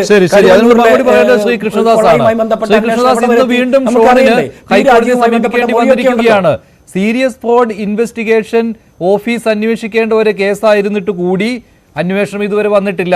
അവിടെ ഒരു സമിതിയാണ് അന്വേഷിക്കുന്നത് ഇപ്പോഴും, കമ്പനികാര്യ മന്ത്രാലയത്തിന്റെ. അപ്പോൾ ഈ ജിൻഡോ ഉന്നയിച്ച ഈ ഒരു ആശങ്കയുണ്ടല്ലോ, അത് നിലനിൽക്കുന്നതാണല്ലോ എന്ന സംശയം ഉണ്ടാവും. മഞ്ജുഷ, അതിലൊന്നും ഒരു ആശങ്കയ്ക്കും അടിസ്ഥാനമില്ല. അതിന്റെ പ്രധാനപ്പെട്ട കാരണം, ഈ നടപടികളെല്ലാം തുടങ്ങിയിട്ടുള്ളത് സെൻട്രൽ ഗവൺമെന്റിന്റെ IT ഡിപ്പാർട്ട്മെന്റും അതുപോലെ തന്നെ അതുമായി ബന്ധപ്പെട്ടുകൊണ്ടുള്ള നടപടികളുടെ എല്ലാം ഭാഗമായിട്ടാണ്. ഇന്റർം സെറ്റിൽമെന്റ് ബോർഡിന്റെ നടപടികൾ ആരംഭിച്ചതിന് ശേഷമാണ് ഈ നടപടികളെല്ലാം ഉണ്ടായിട്ടുള്ളത്. അതിന്റെ റിപ്പോർട്ടിന്റെ അടിസ്ഥാനത്തിൽ നിങ്ങൾ ഈ വാഴ്ത്തിപ്പാടുന്ന ആളുകളെല്ലാം ഈ റിപ്പോർട്ടുകളെല്ലാം സ്വീകരിക്കുകയും അതിന്റെ കഥകളെല്ലാം പുറത്തു കൊണ്ടുവരികയും എല്ലാം ചെയ്തിട്ടുള്ളത് ഇന്റർം സെറ്റിൽമെന്റ് ബോർഡിന് ശേഷമാണ്. അപ്പൊ ഇതെല്ലാം നമുക്കൊരു തമാശയായി മാത്രമേ കാണാനുള്ളൂ. സെൻട്രൽ ഗവൺമെന്റ് കൃത്യമായി അതിൽ നടപടികൾ സ്വീകരിക്കുകയും കമ്പനീസ് ആക്ട് പ്രകാരം എടുക്കേണ്ട നടപടികൾ കൃത്യമായി നോട്ടീസ് കൊടുത്തെടുക്കുകയും അത് ROCയുടെ അത് 210 പ്രകാരമാണെങ്കിലും ഇനി കമ്പനീസ് ആക്ടിന്റെ 212 പ്രകാരമുള്ള നടപടിയെ സംബന്ധിച്ചാണെങ്കിലും അതൊക്കെ ഒരു നടപടിക്രമത്തിന്റെ ഭാഗമായി വന്നു ചേരേണ്ടതാണ്. ഉദാഹരണത്തിന് 208 ശേഷമാണ് 210 നടപടികൾ ആരംഭിക്കുക. അങ്ങനെ 210 സെക്ഷൻ പ്രകാരമുള്ള നടപടികൾ ആരംഭിക്കുമ്പോൾ 2 രീതിയിലാണ് അതിന്റെ പ്രോസസ്സ് നടക്കുക. ഒന്നുകിൽ അതിന്റെ റിപ്പോർട്ട് വന്നതിന് ശേഷം അത് സീരിയസ് ഫ്രോഡ് ഇൻവെസ്റ്റിഗേഷൻ ഏജൻസിക്ക് കൈമാറാം. അങ്ങനെ വരുന്നതോടുകൂടി നേരത്തെ ഇവിടെ അതിഥികൾ സൂചിപ്പിച്ചതുപോലെ തന്നെ മറ്റ് അന്വേഷണങ്ങളെല്ലാം നിർത്തപ്പെടുകയും CBIയും IT ഡിപ്പാർട്ട്മെന്റും ഉൾപ്പെടെയുള്ള അന്വേഷണ ഏജൻസികൾ അതിന്റെ ഭാഗമാവുകയും ഇതിൽ ഫ്രോഡ് നടന്നിട്ടുണ്ടോ എന്നുള്ള കാര്യം കണ്ടെത്തുകയും ചെയ്യുക എന്നുള്ളതാണ്. ആ ഒരു പ്രോസസ്സിലേക്ക് സെൻട്രൽ ഗവൺമെന്റിന്റെ ഏജൻസികൾ നടത്തുന്ന അന്വേഷണങ്ങൾ വന്നുകൊണ്ടിരിക്കുന്നതേ ഉള്ളൂ. അതിനുള്ള നടപടിക്രമങ്ങൾ പൂർത്തിയാകുന്നേ ഉള്ളൂ. പക്ഷേ പറഞ്ഞത് താങ്കൾ ശ്രദ്ധിച്ചുവല്ലോ, ROCയുടെ റിപ്പോർട്ടിൽ തന്നെ ഗുരുതരമായ കണ്ടെത്തലുകൾ ഉണ്ടായിരുന്നു. അവിടെയാണ് സീരിയസ് ആയിട്ടുള്ള അന്വേഷണം ROC ശുപാർശ ചെയ്തത്. എന്നിട്ടും ആ അന്വേഷണത്തിലേക്ക് പോയില്ല. അവിടെ EDയോട് അന്വേഷിപ്പിക്കാമായിരുന്നു, CBI കൊണ്ട് അന്വേഷിപ്പിക്കാമായിരുന്നു, സീരിയസ് ഫ്രോഡ് ഇൻവെസ്റ്റിഗേഷൻ ഓഫീസിന് അന്വേഷിക്കാമായിരുന്നു. അതൊന്നും ഉണ്ടാകാത്തതിലുള്ള സംശയമാണ്. മഞ്ജുഷെ, അദ്ദേഹം കൊടുത്തിട്ടുള്ള കേസിൽ അദ്ദേഹത്തിന് ഏത് പെറ്റീഷനും ഫയൽ ചെയ്യാനുള്ള അധികാരമുണ്ട്. അതിലേത് പ്രയർ വേണമെങ്കിലും അദ്ദേഹത്തിന് വെക്കാനുള്ള അവകാശമുണ്ട്. അത് കോടതിയോട് അത് സമീപിച്ചുകൊണ്ട് അദ്ദേഹത്തിന് പറയാനുള്ള അവകാശമുണ്ട്. പക്ഷെ അങ്ങനെ ഒരു ഡിപ്പാർട്ട്മെന്റിന് പ്രവർത്തിക്കാൻ കഴിയുമോ എന്നുള്ള കാര്യത്തിൽ എനിക്ക് സംശയമുണ്ട്. ഡിപ്പാർട്ട്മെന്റിന് അതിന്റെ ലോ അനുസരിച്ച്, അതിന്റെ റൂൾ അനുസരിച്ച്, പ്രൊസീജിയർ അനുസരിച്ച്, നിയമം അനുസരിച്ച് മാത്രമേ മുന്നോട്ട് പോകാൻ വേണ്ടി കഴിയൂ. അദ്ദേഹത്തിന്റെ പെറ്റീഷനിൽ എന്തും അദ്ദേഹത്തിന് ആവശ്യപ്പെടാം. അതുകൊണ്ടാണ് ഞാൻ നേരത്തെ സൂചിപ്പിച്ചത്, നമുക്ക് പെട്ടെന്ന് കേൾക്കുമ്പോൾ അത് അങ്ങനെയാണോ എന്ന് വേണമെങ്കിൽ തോന്നാം. പക്ഷേ 208 സെക്ഷൻ പ്രകാരമുള്ള നടപടിക്രമങ്ങൾ പൂർത്തിയാക്കപ്പെടുകയോ അതല്ലെങ്കിൽ 210 ഇപ്പോൾ നടക്കുന്ന 210 പ്രകാരമുള്ള നടപടികളുടെ അടിസ്ഥാനത്തിൽ നടക്കുന്ന ROCയുടെ അന്വേഷണങ്ങളും അതിന്റെ നടപടിക്രമങ്ങളുമാണ്. അതിനു മുൻപാണ് ഇന്റീരിയം സെറ്റിൽമെന്റ് ബോർഡിന്റെ നടപടിക്രമങ്ങൾ ഉണ്ടായിരുന്നത്. അതുമായി ബന്ധപ്പെട്ടുകൊണ്ടാണ് ഇതിൽ ഫ്രോഡ് നടന്നിട്ടുണ്ടോ എന്നും ഇതിൽ പണമിടപാട് നടന്നിട്ടുണ്ടോ എന്നും അതിൽ കൃത്യമായ റിപ്പോർട്ടുകളില്ല എന്നും അവർ സേവനം നൽകാതെയാണ് പണം നൽകുന്ന സാഹചര്യം ഉണ്ടായതെന്നും സേവനം കൊടുക്കാതെയാണ് പണം കൈപ്പറ്റുന്ന സാഹചര്യം ഉണ്ടായതെന്നും അത് ഒരാൾക്കല്ല, ഈ പറയുന്ന കോൺഗ്രസിന്റെ നേതാക്കന്മാർ ഉൾപ്പെടെയുള്ള നിരവധി നേതാക്കന്മാരടക്കമുള്ള ആളുകൾക്ക് അങ്ങനെ പണം നൽകിയിട്ടുണ്ടെന്നും അവരിൽ നിന്ന് ഒരു സേവനവും കമ്പനി കൈപ്പറ്റിയിട്ടില്ല എന്നും എല്ലാമുള്ള റിപ്പോർട്ടുകളും മൊഴികളും എല്ലാം വരുന്നത് ഇന്റീരിയം സെറ്റിൽമെന്റ് ബോർഡിന്റെ റിപ്പോർട്ടുകളും മൊഴികളും ഒക്കെ മേടിച്ച് അട്ടത്ത് വെക്കുമ്പോൾ ശ്രീ കൃഷ്ണദാസ്, ഈ മുൻകാല അനുഭവങ്ങൾ അതാണ് സൂചിപ്പിക്കുന്നത്. ഈ കുറെ അങ്ങോട്ടും ഇങ്ങോട്ടും ചർച്ച ചെയ്യും എന്നല്ലാതെ, കുറെ ഏജൻസികൾ വന്ന് അന്വേഷിക്കുമെന്നും അല്ലാതെ എന്ത് കണ്ടെത്തും എന്നുള്ളതാണ് പ്രധാനം. മഞ്ജുഷേ, നമുക്കൊരു നടപടി നടക്കുമ്പോൾ അതിന്റെ റിപ്പോർട്ടും രേഖകളും അതിന്റെ ഉപോത്ബലകമായിട്ടുള്ള അതിന്റെ വസ്തുതകളും എല്ലാം കിട്ടിയതിന് ശേഷം മാത്രമേ IT ഡിപ്പാർട്ട്മെന്റ് പോലെയുള്ള ഒരു സംവിധാനത്തെ സംബന്ധിച്ച് അത് ഫ്രോഡ് നടന്നിട്ടുണ്ടോ അല്ലെങ്കിൽ അതുമായി ബന്ധപ്പെട്ടുകൊണ്ട് കൃത്രിമം നടന്നിട്ടുണ്ടോ, പണം കൈപ്പറ്റിയിട്ടുണ്ടോ, ഇതെല്ലാം ഒരു അന്വേഷണത്തിന്റെ ഭാഗമായി തെളിഞ്ഞു വരേണ്ടതാണ്. അതിൽ 210 പ്രകാരമുള്ള നടപടിക്രമങ്ങൾ നടക്കുമ്പോൾ സ്വാഭാവികമായും ROC അതിന്റെ നടപടിക്രമങ്ങൾ അനുസരിച്ച് അതിന്റെ വസ്തുതകൾ ശേഖരിക്കുകയും അതിന്റെ റിപ്പോർട്ടുകൾ ശേഖരിക്കുകയും എല്ലാം ചെയ്തതിനു ശേഷം അതിൽ ഫ്രോഡ് നടന്നിട്ടുണ്ടോ എന്ന് ബോധ്യപ്പെടുന്ന സാഹചര്യത്തിൽ അത് 212 എന്ന് പറയുന്ന നേരത്തെ നിങ്ങൾ സൂചിപ്പിച്ച സീരിയസ് ഫ്രോഡ് ഇൻവെസ്റ്റിഗേഷൻ ഏജൻസിയുടെ മുന്നിലേക്ക് ഇത് പോവുക എന്നുള്ളതാണ്. ആ നടപടിക്രമങ്ങൾ ഒരു ഡിപ്പാർട്ട്മെന്റൽ ആക്ഷന്റെ ഭാഗമായി നടക്കേണ്ടതാണ്. ഡിപ്പാർട്ട്മെന്റൽ ആക്ഷന്റെ ഭാഗമായി നടക്കുന്നതിന് അന്വേഷണത്തിന് ചുമതല കൊടുത്തിട്ടുള്ള 3 പേരടങ്ങുന്ന സമിതിയെ സംബന്ധിച്ച് അവർക്ക് 4 മാസത്തെ സമയത്തിനുള്ളിൽ ഇത് പൂർത്തിയാക്കണം. അതിനൊരു സമയക്ലിപ്തമായിട്ടല്ലേ അത് ചെയ്യാൻ വേണ്ടി കഴിയൂ. ശ്രീ ഷോൺ, ഇവരെല്ലാവരും പറയുന്നത് ആ അന്വേഷണം നടക്കട്ടെ എന്നാണല്ലോ. ഇപ്പോൾ ഹസ്കർ പറഞ്ഞു, ഇപ്പോൾ കൃഷ്ണദാസും അത് തന്നെ പറയുന്നു. രണ്ടുപേരും അഡ്വക്കേറ്റുമാരുമാണ്. അവർ പറയുന്നത് ഈ ഒരു ROC അന്വേഷണം നടക്കട്ടെ എന്നാണ്. അപ്പോൾ താങ്കൾ ഒരു ചുവട് മുന്നേ വെക്കുകയാണോ?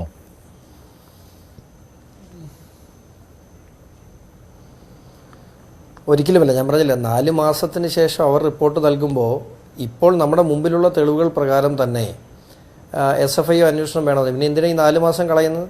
വെറുതെ എന്തിനാ 3 ഉദ്യോഗസ്ഥർ സമയം കളയുന്നത്? ഏറെക്കുറെ ഈ ഉദ്യോഗസ്ഥർ തന്നെയാണ് SFIO വന്നാലും അന്വേഷിക്കാൻ പോകുന്നത്. SFIO വരുമ്പോൾ തന്നെ ROCയുടെ റെപ്രസെൻറ്റേറ്റീവ്സ് അതിനകത്തുണ്ടാവും, IT ഡിപ്പാർട്ട്മെൻറ്റ് റെപ്രസെൻറ്റേറ്റീവ്സ് തന്നെ ഉണ്ടാവും, അത് CBI ഉണ്ടാവും, അതുപോലെ ED ഉണ്ടാവും, ഇവരെല്ലാം അതിനകത്തുണ്ടാവും. ഞാൻ പറഞ്ഞു, ഇതിനകത്ത് കമ്പനീസ് ആക്ട് പ്രകാരം മാത്രമല്ല, prevention of corruption act, minerals and mines and minerals act, securities board. ഇപ്പോൾ ഈ 135 കോടി രൂപ തട്ടിയിട്ടുള്ളത് ഒരു പബ്ലിക് ലിമിറ്റഡ് കമ്പനിയാണ്. ആ പബ്ലിക് ലിമിറ്റഡ് കമ്പനിയുടെ ഷെയർ ഹോൾഡറായ, ഞാനും പേരിനൊരു ഷെയർ ഹോൾഡറാണ്, എനിക്ക് 3 ഷെയറാണല്ലോ, 270 രൂപയുടെ 3 ഷെയറുള്ള ആളാണ്. അപ്പോൾ ഞാൻ ഉൾപ്പെടെയുള്ള ഷെയർ ഹോൾഡേഴ്സിന് ആണ് അർഹതപ്പെട്ട പൈസയാണിത്. ഞാൻ ഉൾപ്പെടെയുള്ള ഷെയർ ഹോൾഡർ അപ്രസക്തമാണ്. അതിനേക്കാൾ പറഞ്ഞ പ്രശ്നം, ഇതിൻ്റെ 13.4% ഷെയറുള്ള KSIDC പോലെയുള്ള ഒരു പൊതുമേഖലാ സ്ഥാപനത്തിന് ഈ ഇടപാട് വഴി മാത്രം 18 കോടി രൂപയുടെ നഷ്ടമുണ്ടായിരിക്കുന്നു. അത് തിരിച്ചു പിടിക്കണ്ടേ? കമ്പനീസ് ആക്ടിൻ്റെ ഇപ്പോൾ ഈ പറഞ്ഞ ആളുകളെല്ലാം പറയുന്നത് ഈ 18 കോടി രൂപ ഈ KSIDC, ബാക്കിയെല്ലാം മാറ്റിക്കൂ, ബാക്കിയുള്ള ഷെയർ ഹോൾഡേഴ്സിനെയും എല്ലാം മാറ്റിക്കൂ. 18 കോടി രൂപ സംസ്ഥാന KSIDCക്ക് നഷ്ടം വന്ന 18 കോടി രൂപ തിരിച്ചു പിടിക്കണ്ടേ? അത് കമ്പനീസ് ആക്ട് പ്രകാരം അന്വേഷണം നടത്തിയാൽ ഇപ്പോൾ തിരിച്ചു പിടിക്കാൻ പറ്റുമോ? അപ്പോൾ അത് മാത്രമല്ല, നമ്മുടെ ഈ കരിമണൽ ഖനനം എന്തിനു വേണ്ടിയാണ് നമ്മൾ ചോദിക്കേണ്ട ഒരു വലിയ വിഷയമെന്ന്, എന്തിനു വേണ്ടിയാണ് ഈ 135 കോടി രൂപ കൊടുത്തത്? ചുമ്മാ കൊടുക്കല്ലോ, ഒരാവശ്യവുമില്ലാതെ. ഒരു KTRക്കുള്ളൊരു കമ്പനി ഇത്രയും പൈസ കൊടുക്കില്ല. അവർക്ക് ഇതിൻ്റെ പേരിൽ കൃത്യമായി അവരുടെ റോ മെറ്റീരിയൽ ലഭ്യം, അതിൻ്റെ റിപ്പോർട്ടിൽ തന്നെ ഉണ്ട്, അവരുടെ റോ മെറ്റീരിയൽ സുലഭമായി ലഭ്യമാകുന്നതിന് വേണ്ടിയാണ് അവർ ഈ പണം ഇത്രയും ആളുകൾക്ക് വിതരണം ചെയ്തതെന്ന് അവർ തന്നെ തുറന്ന് സമ്മതിച്ചിട്ടുണ്ട്. എന്താണ് റോ മെറ്റീരിയൽ? സിന്തറ്റിക് റുട്ടൈലാണ് അവരുടെ പ്രൊഡക്ഷൻ ഉള്ളത്. അപ്പം ഇലുമിനേറ്റ് എന്ന് പറയുന്ന കേരളത്തിൻ്റെ തീരത്ത് സുലഭമായി ലഭിക്കുന്ന ഇലുമിനേറ്റ് അനുമതിയില്ലാതെ ഖനനം ചെയ്യുന്നതിനും സുഗമമായത് കൊണ്ടുവന്നതിന് ഇറിഗേഷൻ ഡിപ്പാർട്ട്മെൻറ്റ് ഇതിനകത്ത് പ്രതിയാണ്. ഞാൻ പറയട്ടെ, ഇത് ഒരു 2018 പ്രളയത്തെ വിറ്റിട്ടുണ്ട്. ഇവിടെ നമ്മൾ 2018 പ്രളയത്തിൻ്റെ പേരിലാണ് ഈ ഗവൺമെൻറ് തന്നെ തിരിച്ചു വന്നതെന്ന് വിശ്വസിക്കുന്ന ആളാണ് ഞാൻ. അത്രയും ഗവൺമെൻറ് പറഞ്ഞു. ആ പ്രളയത്തിൻ്റെ മറവിൽ 2018 മുതൽ സംസ്ഥാന ദുരന്ത നിവാരണ അതോറിറ്റി തോട്ടപ്പള്ളി സ്പിൽവേക്ക് മുമ്പിലുള്ള മണൽ നീക്കം ചെയ്യണം, മെയ് മാസം മുതൽ ഡിസംബർ മാസം വരെ അതിൻ്റെ മുമ്പിൽ മണൽ കിടക്കാൻ പാടില്ല എന്നൊരു ഓർഡർ ഇറക്കി. ആ ഓർഡറിൻ്റെ മറവിൽ 52 കഴിഞ്ഞ 5 വർഷക്കാലമായി 52 ലക്ഷം മെട്രിക് ടൺ മണൽ അവിടെ നിന്ന് നീക്കം ചെയ്തു. എൻ്റെ പഠനമനുസരിച്ച് ഇവിടുത്തെ പരിസ്ഥിതി പ്രവർത്തകർ പറയുന്ന റിപ്പോർട്ടുകൾ അനുസരിച്ച് 48% സിന്തറ്റിക് റുട്ടയിൽ ഇലിമിനേറ്റ് ഉള്ള മണലാണത്, 48%. അപ്പോൾ ഇവിടെ നിന്ന് വാരിക്കൊണ്ടുപോയ മണലിൻ്റെ അന്താരാഷ്ട്ര മാർക്കറ്റിലെ വില 40,000 കോടി രൂപയിലെത്തും. നമ്മൾ ഈ 135 ഇപ്പോൾ അതിൽ രേഖകളുള്ള 135 ഉള്ളൂ. പക്ഷേ ഈ കാര്യങ്ങളൊന്നും നിൽക്കുന്ന ഇവിടെയല്ല. അപ്പം നിങ്ങൾ തന്നെ പറയൂ, 210 അനുസരിച്ചൊരു എൻക്വയറി നടന്നാൽ മതിയോ ഇത്ര ഭീമമായ ഒരു കൊള്ളയ്ക്ക്? അത് മാത്രമല്ല, താങ്കൾ ഉന്നയിക്കുന്ന മറ്റൊരു കാര്യമുണ്ടല്ലോ, ഇന്ന് താങ്കളുടെ മറ്റൊരു രേഖ കൂടി കാണാനിടയായി. അതിൽ താങ്കൾ പറയുന്നത് ഈ എക്സാലോജി കമ്പനി നേടിയെടുത്ത ഈട് രഹിത വായ്പയെക്കുറിച്ചാണ്. അത് നേരത്തെ മാത്യു കുഴൽനാടൻ പുറത്തുവിട്ടിരുന്നു ഈ കാര്യങ്ങളെക്കുറിച്ച്. അതിനെക്കുറിച്ചും ഇവിടെ ഒരു അന്വേഷണവും നടക്കുന്നില്ല. അത് ഈ അന്വേഷണ പരിധിയിൽ വരണമെന്നാണോ താങ്കൾ ആവശ്യപ്പെടുന്നത്? അത് ഈ കമ്പനി ആക്ടിന്റെ പരിധിയിൽ അന്വേഷിച്ചാൽ എന്ത് കണ്ടുപിടിക്കാനാണ്? അതും അന്വേഷണം. ഇപ്പോൾ ഇവിടുത്തെ കമ്മ്യൂണിസ്റ്റ് പാർട്ടി ഔദ്യോഗികമായി ഇതിനെ ഡിഫെൻഡ് ചെയ്യുന്നത് എങ്ങനെയാണ്? 2 കമ്പനികൾ തമ്മിലുള്ള ഒരു കൊടുക്കൽ വാങ്ങൽ ഇടപാട്. ആ ഇടപാടിൽ സോഫ്റ്റ്വെയറുമായി ബന്ധപ്പെട്ട് സർവീസിനും മെയിൻ്റനൻസിനും ഉപദേശത്തിനുമായിട്ട് 1,72 ലക്ഷം രൂപ വീണയുടെ കമ്പനിയും കൈപ്പറ്റി. അപ്പോൾ അത്രയുള്ള ഇടപാട്, അതിൽ കൂടുതൽ ഇടപാടുമില്ല. അതല്ല ഇടപാടെന്ന് ബോധ്യപ്പെടുത്തുന്നതല്ല ഈ സ്റ്റേറ്റ്മെൻറ്റ്. ഞാനിന്ന് കൊടുത്ത പരാതി 77,80,800 രൂപയുടെ എൻട്രി ഈ കേസുമായി ബന്ധപ്പെട്ട് ഈ അൺസെക്യൂർഡ് ലോണിൻ്റെ ഹെഡിലാണ് വന്നിട്ടുള്ളത്. ആ കമ്പനി NBFC അതായത് കർത്തയും കർത്തയുടെ ഭാര്യയും ഡയറക്ടർമാരായിട്ടുള്ള NBFC company, empower India capital private limited എന്ന് പറയുന്ന കമ്പനി വിവിധ ഘട്ടത്തിലായിട്ട് അവരുടെ കയ്യിൽ നിന്നും 77,80,000 രൂപയുടെ എൻട്രി വീണ കൊടുത്ത സ്റ്റേറ്റ്മെന്റിലുണ്ട്. ഇത് അതിന്റെ രേഖയാണ്. നടന്ന കാലഘട്ടത്തിൽ ഈ പണം കൊടുത്ത കമ്പനിയെ ഇപ്പൊ കാണാനില്ലല്ലോ. അതാണ് എടുത്തു പറയേണ്ട കാര്യം. 2021-22 നമ്മുടെ ഇന്ററിം സെറ്റിൽമെന്റ് ബോർഡിന്റെ അന്വേഷണം നടന്ന സമയത്ത് ഈ NBFC ആദ്യം ചെയ്തത് empower India capital investment private limited എന്ന് പറയുന്ന ഈ കമ്പനി പേര് മാറ്റി empower India enterprises private limited എന്നാക്കി. അതിനുശേഷം ഇത് റിസർവ് ബാങ്കിന് ആപ്ലിക്കേഷൻ കൊടുത്ത് ഈ കമ്പനി തന്നെ നിർത്തലാക്കി. ഇവരുടെ ഡയറക്ടേഴ്സ്. അതായത് ഈ അന്വേഷണം മുമ്പോട്ട് പോയപ്പോൾ ആദ്യം പേര് മാറ്റിയത് എന്തിനാണ്? ഈ വീണയുടെ സ്റ്റേറ്റ്മെന്റിലുള്ള empower India capital investment private limited എന്ന് പറയുന്ന കമ്പനി നമ്മൾ എവിടെ സെർച്ച് ചെയ്താലും കിട്ടില്ല. നിങ്ങൾ സെർച്ച് ചെയ്ത് നോക്കിയോ, കിട്ടില്ല. ഈ എംപവർ രണ്ടാമത്തെ കമ്പനിയിൽ എംപവർ എന്നൊരു പേരുണ്ടായിരുന്നുകൊണ്ടാണ് എനിക്കിത് സെർച്ച് ചെയ്തപ്പോൾ കിട്ടിയത്, empower India enterprises private limited. അങ്ങനെ മാറ്റിയതിന് ശേഷം ഇപ്പോൾ ഒരു NBFC രജിസ്റ്റർ ചെയ്യണമെങ്കിൽ എനിക്ക് കറക്റ്റായിട്ട് അറിയത്തില്ലെങ്കിൽ പോലും ഒരു NBFC രജിസ്റ്റർ ചെയ്യണമെങ്കിൽ ഒരു 2 കോടി രൂപ ചിലവുള്ള പ്രൊസീജിയറാണെന്നാണ് പറയുന്നത്. അപ്പോൾ അത്രയും മുതൽ മുടക്കുള്ള ഒരു കമ്പനി വീണയെ രക്ഷിക്കാൻ വേണ്ടി മാത്രമല്ലേ ഇതെൻ്റെ അന്വേഷിക്കണമെന്നുള്ള എൻ്റെ ആക്ഷേപം മാത്രമാണ് കേട്ടോ. ഈ പണം അവരുടെ എൻട്രി കൃത്യമായിട്ട് അവരുടെ സ്റ്റേറ്റ്മെൻറ്റിൽ അവരുടെ എൻട്രി വന്നിട്ടുണ്ട്. മാത്രമല്ല ഇവർ തമ്മിലുള്ള വലിയ ബന്ധമല്ലേ അൺസെക്യൂർഡ് ലോൺ. എന്താണ് അതിൻ്റെ അൺസെക്യൂർഡ് ലോൺ? അൺസെക്യൂർഡ് ലോൺ എന്ന് പറഞ്ഞാൽ ഗ്യാരണ്ടി ഇല്ലാതെ ഈടില്ലാതെ കൊടുത്തിട്ടുള്ള വായ്പ. അത്രയും ആത്മബന്ധമുള്ളത് കൊണ്ടല്ലേ. അതായത് കർത്ത തന്നെ ഡയറക്ടർ ആയിട്ടുള്ള കമ്പനിയിൽ നിന്നാണ് ഈ ഈട് രഹിത വായ്പ കിട്ടുന്നത്. അതെ, കർത്തയും അവരുടെ ഡയറക്ടേഴ്സിന്റെ പേര് ഞാൻ വായിക്കാം. ഡയറക്ടേഴ്സിന്റെ പേര് സതിവിലാസ് നാരായണൻ കർത്ത, ശശിധരൻ കർത്ത, ജയ ശശിധരൻ കർത്ത. ഇതാണ് ഡയറക്ടേഴ്സ്. ശരി, ശ്രീ ഹസ്കർ, കേരളത്തിൽ ഇതിനു മുൻപ് കണ്ടിട്ടില്ലാത്ത രീതിയിലുള്ള ഒരു കോർപ്പറേറ്റ് തട്ടിപ്പാണല്ലോ ഇത്, ഈ കാര്യങ്ങൾ പുറത്തു വരുമ്പോൾ. പക്ഷേ ഇത് അന്വേഷിക്കാൻ ആരുമില്ല എന്നുള്ളതാണ് മറ്റൊരു കാര്യം. ഈ സീരിയസ് ഫ്രോഡ് ഇൻവെസ്റ്റിഗേഷൻ ഓഫീസ് എങ്കിലും അന്വേഷിച്ചാൽ എന്തെങ്കിലും കണ്ടെത്താൻ പറ്റിയേക്കും. ഇപ്പോൾ കേരളത്തിൽ അങ്ങനെ കേട്ടുകേൾവി ഇല്ലാത്ത ഒരു സംഭവമാണ് ഈ സീരിയസ് ഫ്രോഡ് ഇൻവെസ്റ്റിഗേഷൻ ഓഫീസിൻ്റെ അന്വേഷണം. പക്ഷേ ഷോൺ അതെങ്കിലും കുത്തിപ്പൊക്കിക്കൊണ്ട് വരുന്നുണ്ട്. മഞ്ജുഷേ, ഒരു രാഷ്ട്രീയ വേട്ടയാടലിന് ഇരയായിക്കൊണ്ടിരിക്കുകയാണ് മുഖ്യമന്ത്രിയുടെ മകൾ ശ്രീമതി വീണ വിജയൻ. ആ രാഷ്ട്രീയ വേട്ടയാടലിന്റെ തുടർക്കഥകൾ മാത്രമാണ് ഇത്തരം അന്വേഷണങ്ങൾ. കോർപ്പറേറ്റ് ലോകത്ത് സർവ്വസാധാരണമായിട്ടുള്ള അൺസെക്യൂർഡ് ലോൺസ് കമ്പനികൾ പല നോൺ ബാങ്കിങ് ഫിനാൻഷ്യൽ സ്ഥാപനങ്ങളിൽ നിന്നും അതുപോലെ തന്നെ ബാങ്കിങ് സ്ഥാപനങ്ങളിൽ നിന്നും അൺസെക്യൂർഡ് ലോൺസ് എടുക്കാറുണ്ട്. ഒരു കമ്പനിയുടെ പ്രവർത്തനത്തിന് ആവശ്യമായിട്ടുള്ള മൂലധനം സ്വരൂപിക്കുക എന്നുള്ളത് ആ കമ്പനിയുടെ ഡയറക്ടർമാരുടെ ഉത്തരവാദിത്വമാണ്. സ്വാഭാവികമായും ആ ഉത്തരവാദിത്വം നിർവഹിച്ചുകൊണ്ട് ആരിൽ നിന്നെങ്കിലും അവർ പണം അൺസെക്യൂർഡ് ആയിട്ടോ സെക്യൂർഡ് ആയിട്ടോ കടമെടുത്തിട്ടുണ്ടെങ്കിൽ അതൊരു കുറ്റകൃത്യമായി കാണാൻ കഴിയും. അങ്ങനെയാണെങ്കിൽ പണം കിട്ടിയതോടുകൂടി ആ കമ്പനികളെല്ലാം അപ്രത്യക്ഷമായി കേട്ടോ. അല്ല, അങ്ങനെ കമ്പനികൾ അപ്രത്യക്ഷമായി എന്നൊക്കെ പറയാൻ കഴിയുമോ? അങ്ങനെ കമ്പനികൾക്ക് ഏതെങ്കിലും ഒരു കാര്യം ഒന്ന് സൂചിപ്പിച്ചോട്ടെ, ഒരു കാര്യം പറഞ്ഞോട്ടെ. ഷോൺ പറഞ്ഞോളൂ.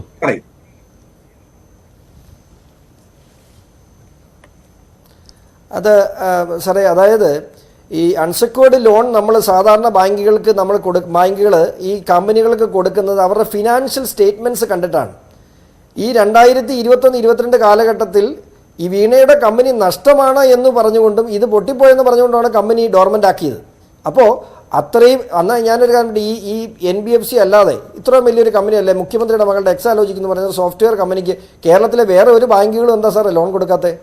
ഈ എംപവർ ഇന്ത്യ എന്ന് പറയുന്ന കർത്തട കമ്പനി മാത്രം കൊടുക്കുകയും അവരല്ലാതെ വേറെ ആരും വീണയുടെ കമ്പനിക്ക് ലോൺ കൊടുക്കാനില്ലായിരുന്നോ? അല്ലെങ്കിൽ ആ ഫിനാൻഷ്യൽ സ്റ്റേറ്റ്മെൻറ്റ്സ്, ഒരു കമ്പനിയുടെ ഫിനാൻഷ്യൽ സ്റ്റേറ്റ്മെൻറ്റ്സ് ആണ് അൺസെക്യൂർഡ് ലോൺ കൊടുക്കാൻ. ഇപ്പോൾ സാറ് പറഞ്ഞത് ശരിയാണ്, അൺസെക്യൂർഡ് ലോൺ കൊടുക്കാൻ ഒരു ബാങ്ക് തയ്യാറാകുന്നത് ആ കമ്പനിയുടെ ഫിനാൻഷ്യൽ സ്റ്റേറ്റ്മെൻറ്റ്സ് കണ്ടിട്ടാണ്. ആ സ്റ്റേറ്റ്മെൻറ്റ്സ് മുഴുവൻ നഷ്ടമാണ് എന്ന് പറഞ്ഞുകൊണ്ടാണ് വീണ വിജയൻ ROCയിൽ അവരുടെ കമ്പനി ഡോർമെൻ്റ് ആക്കാൻ ആപ്ലിക്കേഷൻ കൊടുത്തിട്ടുള്ളത്. ഇത് തമ്മിൽ യോജിക്കുന്നില്ല സാർ. ശ്രീ ഹസ്കർ, അതിന് ഒറ്റ ഉത്തരമേ ഉള്ളൂ, കർത്തയ്ക്ക് ഇൽമനേറ്റ് വേണമായിരുന്നു. CMR നടത്താൻ വേണ്ടി കർത്തയ്ക്ക് ഇൽമനേറ്റ് വേണം, അത് നിർബാധം കിട്ടണം. മഞ്ജുശ്ശേരി, ഫാക്ടിനെ നമുക്ക് വ്യത്യസ്തമായ നിരീക്ഷണ കോണുകളിലൂടെ കാണാം. നമുക്കൊരു ദോഷൈക ദൃക്കോടുകൂടി അതിനെ കണ്ടാൽ അത് ദോഷൈക ദൃക്കോടുകൂടി മാത്രമേ നമുക്ക് കാണാൻ കഴിയൂ. ഒരു കമ്പനിക്ക് ഒരു പ്രൊജക്ട് ലഭിച്ചാൽ ഈവൻ ഒരു നഷ്ടത്തിൽ, കഴിഞ്ഞ ഫൈനാൻഷ്യൽ ഇയറിൽ നഷ്ടത്തിലായിട്ടുള്ള ഒരു കോർപ്പറേറ്റ് സ്ഥാപനമാണെന്ന് നമുക്ക് കരുതുക. എക്സോലോജിക് ഫൈനാൻഷ്യലി നഷ്ടത്തിലായിരുന്നു. ആ നഷ്ടത്തിലായിരുന്നു എങ്കിൽ ആ കമ്പനിക്ക് ഒരു പ്രോജക്ട് ലഭിച്ചതിന്റെ അടിസ്ഥാനത്തിൽ ഫിനാൻസ് ചെയ്യുന്നതിന് NBFCക്ക് എന്തെങ്കിലും തടസ്സമുണ്ടോ? അത് തീരുമാനിക്കാനുള്ള ഉത്തരവാദിത്വം ആ ഫൈനാൻസിയർക്കാണ്. അവർക്ക് ഫൈനാൻസിയർ ആരാണെന്ന് അറിയാമല്ലോ ശ്രീ ഹസ്കർ. ഫൈനാൻസിയർ എന്ന് പറയുന്നത് കർത്ത തന്നെയാണ്. അങ്ങനെ നമ്മൾ അങ്ങനെ ഒരു വ്യക്തിയെ കേന്ദ്രീകരിച്ചുകൊണ്ട് കാണാൻ കഴിയില്ല. അതൊരു ലിമിറ്റഡ് കമ്പനിയാണ്. അവിടെ വ്യക്തമാണല്ലോ സാർ, കർത്തയുടെ കമ്പനി ഒരു NBFC ആയിട്ട് രജിസ്റ്റർ ചെയ്ത് അവിടെ നിന്ന് ഇത്രയും പണം 77 ലക്ഷം രൂപ ഈടുരഹിത വായ്പയായിട്ട് നൽകുന്നു. ഇതേ കമ്പനി തന്നെ 5 ലക്ഷം രൂപയും 3 ലക്ഷം രൂപയും വീതം വീണ വിജയനും എക്സാലോജിക്കിനുമായിട്ട് മറ്റൊരു ഇടപാടിലൂടെ നൽകുന്നു. പകരം കർത്തയ്ക്ക് കിട്ടുന്നത് എന്താണ്? ഇൽമനേറ്റ്. അതൊരു പൊതുമേഖലാ CMRൽ ഒരു പൊതുമേഖലാ സ്ഥാപനമാണ്. ഇൽമിനേറ്റ് ലഭിക്കുന്നു എന്നുള്ളത് രണ്ടായി തന്നെ കാണണം. നമ്മളിപ്പോ നമ്മുടെ മുന്നിലെ പ്രശ്നം എന്താ? CMRൽ ഏതെങ്കിലും തരത്തിലുള്ള ഫ്രോഡ് നടത്തിയിട്ടുണ്ടെങ്കിൽ അത് അന്വേഷിക്കണം, ഒരു സംശയം വേണ്ട. CMRൽ ഒരു പൊതുമേഖലാ സ്ഥാപനമാണ്. അതിന്റെ സ്റ്റേക്ക് ഹോൾഡേഴ്സിന് 447 കമ്പനീസ് ആക്ട് പ്രകാരമുള്ള ഫ്രോഡ് കമ്മിറ്റ് ചെയ്തിട്ടുണ്ട് എങ്കിൽ അതിന്റെ ഷെയർ ഹോൾഡേഴ്സിന് പരാതി കൊടുക്കാം. ആ പരാതിയുടെ അടിസ്ഥാനത്തിൽ അത് അന്വേഷിക്കാനുള്ള ബാധ്യത ROCക്കുണ്ട്, രജിസ്ട്രാർ ഓഫ് കമ്പനീസിനുണ്ട്. അത് അന്വേഷിക്കും, ഒരു സംശയം വേണ്ട. അത് അങ്ങനെ തന്നെയാണ് അതിന്റെ നടപടിക്രമങ്ങൾ. പക്ഷേ നിങ്ങൾ ഇവിടെ ഉദിക്കുന്ന പ്രശ്നം, നിങ്ങൾക്ക് എക്സാലോജിക്കിനെ അതിന്റെ അന്വേഷണത്തിന്റെ പരിധിയിലേക്ക് കൊണ്ടുവരണം. എക്സാലോജിക് എങ്ങനെ കൊണ്ടുവരാതിരിക്കാൻ പറ്റും ശ്രീ ഹസ്കർ? അല്ല, ഇത്രയും ഇടപാടുകൾ ഉണ്ട് എന്ന് തെളിഞ്ഞിട്ടും ഇത് ആരെങ്കിലും ഇപ്പോൾ എക്സാലോജിക്കിന്റെ ഉടമസ്ഥ വന്ന് പറഞ്ഞ കാര്യങ്ങളൊന്നുമല്ല, ഇത് അന്വേഷണത്തിൽ തെളിഞ്ഞ കാര്യമാണ്. ആദായ നികുതി വകുപ്പിന്റെ ഇന്ററിം സെറ്റിൽമെന്റ് ബോർഡ് തന്നെയാണ് ഇത് ആദ്യമായിട്ട് പുറത്തു കൊണ്ടുവന്നത്. അതിൽ പിടിച്ചുള്ള അന്വേഷണത്തിലാണ് ഓരോ കാര്യങ്ങളും രേഖകളും പുറത്തു വരുന്നത്. ഇവരൊരു രേഖയും കൊണ്ട് കൊടുത്തില്ലല്ലോ. രേഖ ഉണ്ടായിരുന്നുവെങ്കിൽ കൊണ്ട് കൊടുക്കാമായിരുന്നുവല്ലോ ROCക്ക് മുൻപാകെ. ROCയുടെ അന്വേഷണത്തെ താങ്കൾ സ്വാഗതം ചെയ്തു എന്ന് പറഞ്ഞു. ROC അന്വേഷണ റിപ്പോർട്ടിൽ തന്നെയാണ് പരാമർശങ്ങൾ ഉള്ളത്, സംഭവം സീരിയസ് ആണെന്ന്. അങ്ങനല്ല, ഫ്രോഡ് കമ്മിറ്റ് ചെയ്തിട്ടുണ്ടെന്ന്, എക്സാലോജിക് ഫ്രോഡ് കമ്മിറ്റ് ചെയ്തിട്ടുണ്ട് എന്ന് ഒരിടത്തും ROC അന്വേഷണത്തിൽ കണ്ടെത്തിയിട്ടില്ല. അങ്ങനെ നാം തെറ്റിദ്ധരിപ്പിക്കരുത്, അവിടെയാണ് നമ്മുടെ പ്രശ്നം. തട്ടിപ്പുണ്ടെന്ന് തന്നെയാണ് ശ്രീ ഹസ്കർ, തട്ടിപ്പുണ്ടെന്ന് തന്നെയാണ്. അങ്ങനല്ല, അല്ല, കമ്പനി ഇടപാടിൽ തട്ടിപ്പെന്ന് തന്നെയാണ്. അതുകൊണ്ടാണല്ലോ അടുത്ത സമിതി വെച്ചിരിക്കുന്നത്. അങ്ങനെയല്ല, നമ്മൾ ഒരു കോർപ്പറേറ്റ് കമ്പനി സ്വാഭാവികമായി പ്രൈവറ്റ് ലിമിറ്റഡോ ലിമിറ്റഡ് കമ്പനി ആയിട്ടോ ഇന്ത്യയിലെ ഏതെങ്കിലും രജിസ്ട്രാർ ഓഫ് കമ്പനീസിന്റെ കീഴിൽ രജിസ്റ്റർ ചെയ്യപ്പെട്ടിട്ടുണ്ടെങ്കിൽ ആ കമ്പനി ഏതെങ്കിലും ഘട്ടത്തിൽ ഏതെങ്കിലും തരത്തിലുള്ള ഫ്രോഡ് കമ്മിറ്റ് ചെയ്യണം എന്ന് 447 അനുസരിച്ചുള്ള ഫ്രോഡ് എന്ന് പറയുന്നത് വളരെ സീരിയസ് ആയി ഗുരുതരമായി തന്നെ നമുക്ക് അതിനെ കാണേണ്ടതാണ്. പക്ഷെ അതെങ്ങനെയാണ് ഫ്രോഡായിട്ട് മാറുന്നത് എന്നുള്ളത് മറ്റൊരു പ്രശ്നമാണ്. ആ കമ്പനി ഏതെങ്കിലും തരത്തിലുള്ള അൺലോഫുൾ ഗെയിൻ, ആ വാക്കാണ് സെക്ഷനിൽ ഉപയോഗിച്ചിരിക്കുന്നത്, അൺലോഫുൾ ഗെയിൻ നേടിയിട്ടുണ്ട് എന്നുള്ള അന്വേഷണ പരിധിയിൽ വന്നാൽ മാത്രമേ അതിന്റെ ഓഫീസേഴ്സ്, റെപ്രസെന്റേറ്റീവ്സ്, ഡയറക്ടേഴ്സ് തുടങ്ങിയിട്ടുള്ള ആളുകൾക്കെതിരെ നടപടിയെടുക്കാൻ കഴിയും. ഇവിടെ അത്തരത്തിൽ എക്സാലോജിക്കിനെതിരെ വന്നിട്ടില്ലെന്നേ. നിങ്ങൾ നടത്തുന്നത് ഈ അതിനുള്ള മറുപടി കൊടുക്കൂ. എക്സാലോജിക്കെതിരെ വന്നിട്ടില്ല എന്ന്, പക്ഷേ അദ്ദേഹം സമ്മതിക്കുന്നുണ്ട് CMRLന്റെ കാര്യം ശരിയാണ് എന്ന്. പക്ഷേ എക്സാലോജിക്കിനെ എന്തിനതിലേക്ക് വലിച്ചിഴയ്ക്കുന്നു എന്നാണ് ഹസ്കർ ആവർത്തിച്ച് ചോദിക്കുന്നത്. അതിന്റെ കാരണമായി അദ്ദേഹം പറയുന്നതും രാഷ്ട്രീയമാണ്. മുഖ്യമന്ത്രിയുടെ മകൾ നടത്തുന്ന ഒരു കമ്പനിയായിരുന്നു എക്സാലോജിക് എന്ന് പറയുന്ന കമ്പനി. അതെ, അതിൻ്റെ ഉത്തരം അത് മാത്രമേ ഉള്ളൂ. ആ എക്സാലോജിക് എന്ന് പറയുന്ന കമ്പനി മുഖ്യമന്ത്രിയുടെ മകൾ നടത്തുന്ന കമ്പനി ആയതുകൊണ്ട് തന്നെയാണ്. ഇപ്പോൾ അദ്ദേഹം പറഞ്ഞു മുഖ്യമന്ത്രിയുടെ മകളായതുകൊണ്ടാണ്. അതെ, ഇത് വേറൊരാൾ ചെയ്താൽ ഒരു കോർപ്പറേറ്റ് ഇപ്പോൾ 210 അനുസരിച്ച് അന്വേഷിക്കേണ്ട കേസുള്ളൂ. മറ്റാരെങ്കിലും ഇത് ചെയ്താൽ. ഇവിടെ എന്തിനു വേണ്ടി വീണ പണം കൈപ്പറ്റി, ഒരു സർവീസും കൊടുത്തിട്ടില്ലെന്ന് അരിയാഹാരം കഴിക്കുന്ന എല്ലാവർക്കും മനസ്സിലായിട്ടുണ്ട്. കേരള സമൂഹത്തിൽ മുഴുവൻ ആളുകൾക്ക് മനസ്സിലായിട്ടുണ്ട്. അപ്പോൾ ഇത് ആർക്ക് വേണ്ടി കൈപ്പറ്റി? മുഖ്യമന്ത്രി ഈ കമ്പനിക്ക് വേണ്ടി, ഈ കമ്പനിയുടെ റോ മെറ്റീരിയൽ സ്വീകരിക്കാൻ വേണ്ടി കോടാനുകോടികൾ ഒക്കെ ഇവർക്ക് തട്ടിപ്പ് നടത്താൻ വേണ്ടി മുഖ്യമന്ത്രി നിന്ന് കൊടുത്തതിന് വീണ വിജയന് കൊടുത്ത, അത് പല തലത്തിൽ എങ്ങനെ കാശ് കൊടുത്ത് അവിടെ എത്തിക്കണമല്ലോ, അത് പല തലത്തിൽ കൊടുത്തു. ഇത് മാത്രമല്ലല്ലോ രേഖകൾ. ഇതിപ്പം എന്തുകൊണ്ട് ഇത് വന്നു? ഇപ്പോൾ അദ്ദേഹം പറഞ്ഞ പോലെ തന്നെ CMRL ഒരു പബ്ലിക് ലിമിറ്റഡ് കമ്പനി ആയതുകൊണ്ടും KSIDC അതിനകത്ത് ഷെയർ ഉള്ളതുകൊണ്ടും KSIDC ഒരു പൊതുമേഖലാ സ്ഥാപനമായതുകൊണ്ടും ആണ് ഈ വിഷയം എനിക്ക് ടേക്കപ്പ് ചെയ്യാൻ പറ്റിയത്. അല്ലെങ്കിൽ അത് ഒരു പൊതുമേഖലാ സ്ഥാപനത്തിൻ്റെയോ അല്ലെങ്കിൽ പ്രൈവറ്റ് ലിമിറ്റഡ് കമ്പനിയുടെ കാര്യങ്ങൾക്ക് ഇടപെടാൻ കഴിയുന്നതിൽ പരിമിതിയുണ്ട്. ഇവിടെ എന്തിനു വേണ്ടി പണം കൈപ്പറ്റി? അവർക്ക് വേണ്ട ഒത്താശ പല കാര്യങ്ങൾക്കും ചെയ്തു കൊടുത്തതിൻ്റെ പേരിൽ കൃത്യമായി തന്നെ പറയാം. ഇത് എക്സാലോജിക് എന്ന് പറയുന്ന കമ്പനി എന്ന് പറയുന്നത് പേപ്പർ കമ്പനിയാണെന്ന് ROC റിപ്പോർട്ടിൽ തന്നെ ഉണ്ട്. എക്സാലോജിക് എന്ന് പറയുന്ന കമ്പനിയല്ല ഇവിടുത്തെ പ്രശ്നം, മുഖ്യമന്ത്രിയാണ് ഇവിടുത്തെ പ്രതി. അതല്ലേ നമ്മുടെ വിഷയം. അല്ലാതെ വീണ വിജയൻ എന്ന് പറയുന്നത് അവരുടെ പ്രൊഫഷണൽ എക്സലൻസിന് അല്ലെങ്കിൽ അവരുടെ വിദ്യാഭ്യാസമൊന്നും ഞാൻ കുറച്ച് കാണുന്നില്ല. പക്ഷേ അവർ നടത്തിയിട്ടുള്ള കമ്പനിയുടെ ഇടപാടുകൾ മുഴുവൻ പരിശോധിച്ചാൽ പ്രത്യേകിച്ച് ഒരു സർവീസും ഇത് ആർക്കും കൊടുത്തതായിട്ട് ഞാൻ കാണുന്നില്ല. ശരി, ശ്രീ ജിൻഡോ, ഹസ്കർ പറയുന്ന പോലെ താങ്കളൊക്കെ എന്താണ് ഇങ്ങനെ ദോഷൈക ദൃക്കായി മാറുന്നത്?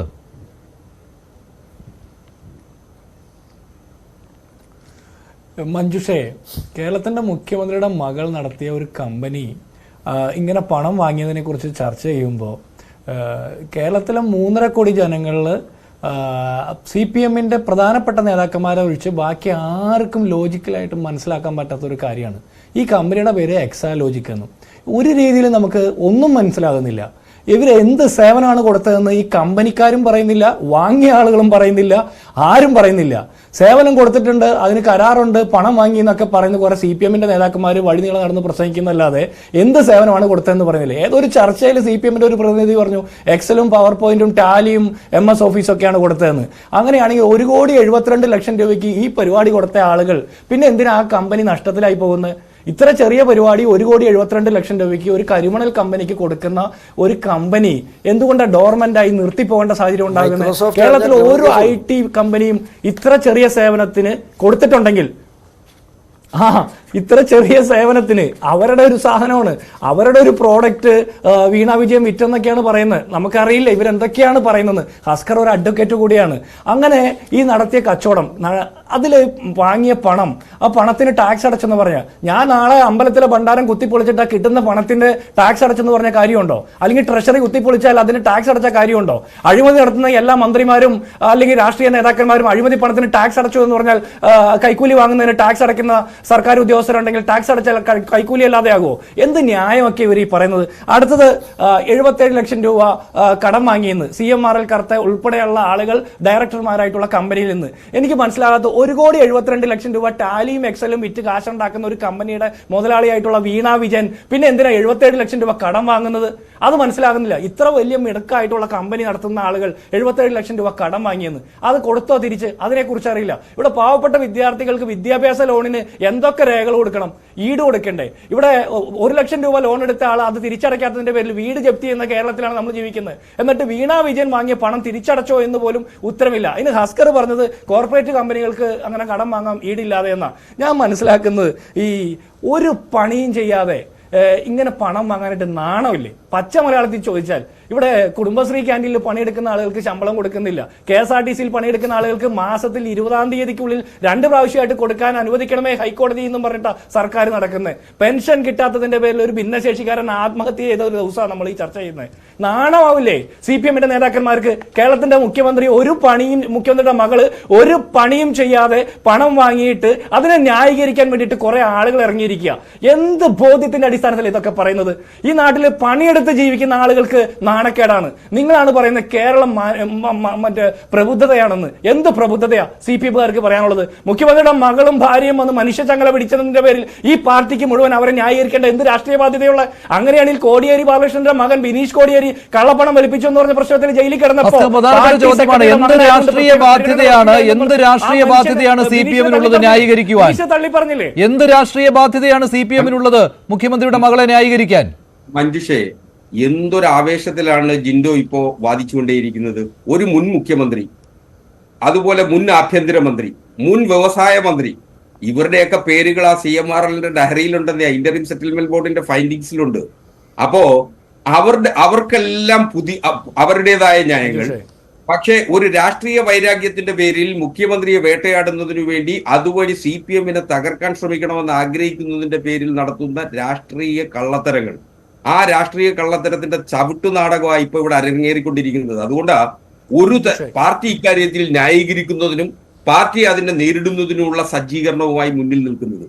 CPM-നെ സംബന്ധിച്ചിടത്തോളം ഒരു കേഡർ പ്രസ്ഥാനം എന്നതിൽ പാർട്ടിയുടെ ന്യായീകരിക്കാമോ ശ്രീ അഡ്വക്കേറ്റ് BN ഹസ്കർ?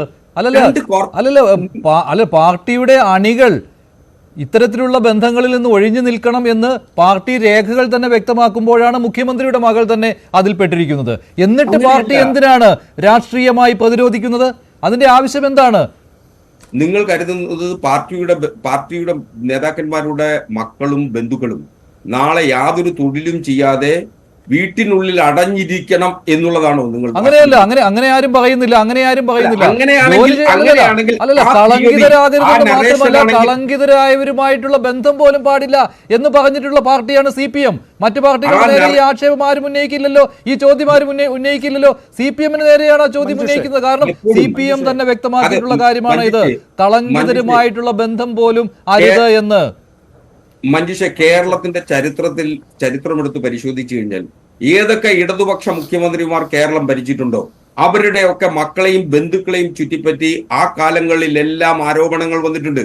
അതിനുശേഷം അവർ മുഖ്യമന്ത്രി സ്ഥാനം ഒഴിഞ്ഞ് രാഷ്ട്രീയ കളം വിട്ടുകഴിഞ്ഞാൽ അവർക്കെതിരെ ഈ ആരോപണങ്ങളൊന്നും തന്നെ പിന്നീട് അന്തരീക്ഷത്തിൽ ഉയർന്നു കണ്ടിട്ടില്ല. നിലവിൽ CPM-നെ തകർക്കുന്നതിനു വേണ്ടി, CPM-ന്റെ സുശക്തനായ നേതാവ് എന്ന നിലയിൽ സഖാവ് പിണറായി വിജയനെ തകർക്കുന്നതിനു വേണ്ടി അദ്ദേഹത്തിന്റെ മകളിലൂടെ ഇങ്ങനെ ആരോപണ ശരങ്ങൾ ഉയർത്തുകയാണ്. സർമൈസസ് ആൻഡ് കൺജക്ചേഴ്സ് എന്നൊരു വാക്കുകളുണ്ട്. ഊഹാപോഹങ്ങളും കെട്ടുകഥകളും മെനഞ്ഞുണ്ടാക്കിയ ഒരു പടുലോകത്താണ് നാം ജീവിക്കുന്നത്. അതാണ് സത്യാനന്തര കാലത്തിന്റെ ഏറ്റവും വലിയ പ്രത്യേകത. ആ സത്യാനന്തര കാലത്ത് തങ്ങളുടെ നേതാക്കന്മാരുടെ പേരും ഇന്ററിം സെറ്റിൽമെന്റ് ബോർഡിന്റെ ഫൈൻഡിങ്സിൽ ഉണ്ടായിരുന്നിട്ട് പോലും അന്ന് മുഖ്യമന്ത്രിയും അതുപോലെ അന്ന് വ്യവസായ മന്ത്രിയും അന്ന് ആഭ്യന്തരമന്ത്രിയും ഒക്കെ ആയിരുന്ന ആളുകളുടെ പേർ അവർ വാങ്ങിയ പണത്തിന്റെ കണക്ക് രാഷ്ട്രീയ പ്രവർത്തനം നടത്താനാണെന്നാ. ഏതെങ്കിലും വ്യക്തിക്ക് രാഷ്ട്രീയ പ്രവർത്തനം നടത്തുന്നതിന് വേണ്ടി പണം വാങ്ങാൻ രാജ്യത്ത് നിയമം അനുവദിക്കുന്നുണ്ടോ? രാഷ്ട്രീയ പ്രവർത്തനം പണത്തിനു മേലെയാണോ നടത്തേണ്ടത്? അങ്ങനെ പൊതുപ്രവർത്തനം നടത്തുന്ന അങ്ങനെയാണെങ്കിൽ ഇലക്ഷൻ കമ്മീഷൻ ഓഫ് ഇന്ത്യയില് അതുകൊണ്ടാണോ PV എന്നുള്ളത് ഞാനല്ല എന്ന് പറയേണ്ടി വന്നത്? അതുകൊണ്ടാണോ PV ഞാനല്ല എന്ന് പിണറായി വിജയന് പറയേണ്ടി വന്നത്? ഇലക്ഷൻ കമ്മീഷൻ ഓഫ് ഇന്ത്യയിൽ അങ്ങനെ PV എന്ന് നാളിതുവരെ ഈ ഇന്ററിം സെറ്റിൽമെന്റ് ബോർഡിന്റെ ഈ രേഖകൾ പുറത്തു വരുന്നതിന് മുമ്പ് ദീർഘകാലമായി കേരളത്തിലെ ഒരു മുതിർന്ന മാധ്യമ പ്രവർത്തകൻ അങ്ങ് എവിടെയെങ്കിലും ആരെങ്കിലും സഖാവ് പിണറായി വിജയനെ PV എന്ന് വിളിച്ചു കേട്ടിട്ടുണ്ടോ? എന്നാൽ മറ്റുള്ളവരെയൊക്കെ ഈ പറയുന്ന ഡയറി എഴുതുന്നവർക്ക് അതൊന്നും ആവശ്യമില്ലല്ലോ. അല്ല, പണം കൊടുത്തതിന്റെ ഡയറി എഴുതുന്ന ആളുകൾക്ക് ഇപ്പോൾ PV എന്നുള്ളത് പിണറായി വിജയൻ എന്ന് വിളിക്കുന്നുണ്ടോ എന്നൊന്നും നോക്കേണ്ട ആവശ്യമില്ല. അവരുടെ സൗകര്യത്തിന് വേണ്ടി അവർ എഴുതി വെക്കുന്നു PV പിണറായി വിജയൻ. നമ്മൾ ഒരുപാട് ഡയറികളെ കുറിച്ച് ഇന്ത്യൻ രാഷ്ട്രീയത്തിൽ പലപ്പോഴും നാം കേട്ടിട്ടുണ്ട്. ആ ഡയറികളിലൊന്നും ഇങ്ങനെ അബ്രിവേഷൻസിലല്ല, വിശദമായ വിവരങ്ങളാണ്. സഖാവ് പിണറായി വിജയനെ സംബന്ധിച്ചിടത്തോളം കാലത്തെ പൊതുജീവിതമാണ്. ഇന്ററിം സെറ്റിൽമെന്റ് ബോർഡിന്റെ ഉത്തരവിൽ തന്നെ ഉണ്ടല്ലോ, ഓരോരുത്തരുടെയും ഫുൾ ഫോം എഴുതിയിട്ടുണ്ട്. That is their findings. ആ ഫൈൻഡിങ്സ് എന്ന് പറയുന്നത് നാച്ചുറൽ ജസ്റ്റിസ്, സ്വാഭാവിക നീതിയുടെ ലംഘനമാണ്. ഒരു ക്വാസി ജുഡീഷ്യൽ ബോഡി ഒരു ഫൈൻഡിങ്സിലേക്ക് എത്തുമ്പോൾ, ഇപ്പൊ മഞ്ജുഷിന്റെ പേര് ആ ഡയറിയിൽ ഉണ്ടായിരുന്നു എന്ന് കരുതുക. മഞ്ജുഷിനെ വിളിച്ച് മഞ്ജുഷ് എന്ന് പേരുണ്ട് എന്നുള്ളതിന്റെ പേരിൽ അത് ഇന്ന മാധ്യമ പ്രവർത്തകൻ മഞ്ജുഷാണ് എന്നൊരു ഫൈൻഡിങ്സിലേക്ക് ഏതെങ്കിലും ഒരു സ്ഥാപനം എത്തിയാൽ, നിയമപരമായ സ്ഥാപനം എത്തിയാൽ അങ്ങേക്ക് അത് സമ്മതിക്കാൻ കഴിയുമോ? ഞങ്ങളെല്ലാം പറയുകയാണ് മഞ്ജുഷാണ് ആ പേരിൽ ഉണ്ടായിരുന്നത്. നാട്ടിൽ എത്രയോ മഞ്ജുഷുമാരുണ്ട്, എത്രയോ ആളുകൾ ഉണ്ട്. അപ്പൊ PV എന്നുള്ളത് പിണറായി വിജയനെ പോലുള്ള 6.5 പതിറ്റാണ്ട് കാലം സുതാര്യമായ പൊതുജീവിതം നയിച്ചിട്ടുള്ള ഒരു വ്യക്തി. ആ 6.5 പതിറ്റാണ്ട് കാലത്തിനിടയിൽ എവിടെയെങ്കിലും അദ്ദേഹത്തിന്റെ പേര് അത് ലോജിക്കല്ല. കാരണം അങ്ങനെയാണെങ്കിൽ അല്ലല്ല, ബാക്കിയുള്ളവരുടെ എല്ലാം ഫുൾ ഫോം എഴുതി വെച്ചതിനെ താങ്കൾ സമ്മതിക്കുകയാണല്ലോ, അവരെല്ലാം അങ്ങനെയാണെന്ന്. അങ്ങനെയല്ല, അങ്ങനെയാണല്ലോ. KK എന്ന് പറയുന്നത് താങ്കൾ സമ്മതിക്കില്ലേ? KK കുഞ്ഞാലിക്കുട്ടിയാണെന്ന്. ഇബ്രാഹിമിന്റെ കാര്യം താങ്കൾ സമ്മതിക്കില്ലേ? IK എന്ന് പറയുന്നത് OCയും RCയും താങ്കൾ സമ്മതിക്കില്ലേ? PV മാത്രം താങ്കൾ സമ്മതിക്കില്ല. അങ്ങനെയല്ല, രണ്ട് പ്രശ്നമുള്ളത്. ഒന്ന്, അവർ സ്വയം സമ്മതിച്ചു. ഈ ജീവിച്ചിരിക്കുന്ന പല നേതാക്കന്മാരും സ്വയം സമ്മതിച്ചു, ഞങ്ങൾ രാഷ്ട്രീയ പ്രവർത്തനത്തിന് വേണ്ടി CMRൽ നിന്ന് പണം കൈവാങ്ങിന. അങ്ങനെ രാഷ്ട്രീയ പ്രവർത്തനം എന്ത് ധാർമ്മികതയാണ് അവർക്കുള്ളത്? രാഷ്ട്രീയ പൊതുപ്രവർത്തനം നടത്തുന്നതിനു വേണ്ടി ഏതെങ്കിലും സ്ഥാപനത്തിൽ നിന്ന് പണം വാങ്ങി എന്നുള്ളത് അതിന് രസീതില്ല. അല്ലെങ്കിൽ അതിന് ഇലക്ഷൻ കമ്മീഷൻ ഓഫ് ഇന്ത്യയിൽ അതിന്റെ രേഖകൾ കൊടുത്തിട്ട് രേഖകൾ പുറത്തുവിടട്ടെ, ഞങ്ങൾ ഈ പണം വാങ്ങി പൊതുപ്രവർത്തനം നടത്തുന്നതിന് ഞങ്ങളുടെ രാഷ്ട്രീയ പാർട്ടിക്ക് വേണ്ടി കൊടുത്തിട്ടുള്ളതാണെന്ന്. അങ്ങനെയല്ലല്ലോ അതിനകത്തുള്ളത്. അപ്പോ അങ്ങനെ അഴിമതി പണം വാങ്ങിയ നേതാക്കന്മാരാണ് വന്നിരുന്ന് ആക്ഷേപം ഉന്നയിക്കുന്നത്. ഒരു തരത്തിലും പിടികിട്ടാത്തതിന്റെ പേരിൽ മുഖ്യമന്ത്രിയെയും മുഖ്യമന്ത്രിയുടെ മകളെയും മുഖ്യമന്ത്രിയുടെ കുടുംബത്തെയും, ഇതിപ്പോ കുറെ നാളായില്ലെന്നേ, 3.5 കൊല്ലമായി സ്വർണ്ണക്കള്ളക്കടത്ത്. ശ്രീ കൃഷ്ണദാസ് പേരെഴുതി വെച്ചിരിക്കുകയാണെന്നാണ് പറയുന്നത്. വെറുതെ പേരെഴുതി അതിൽ പിണറായി വിജയൻ എന്ന് എഴുതി ചേർത്തു ആദായ നികുതി വകുപ്പിന്റെ interim settlement board.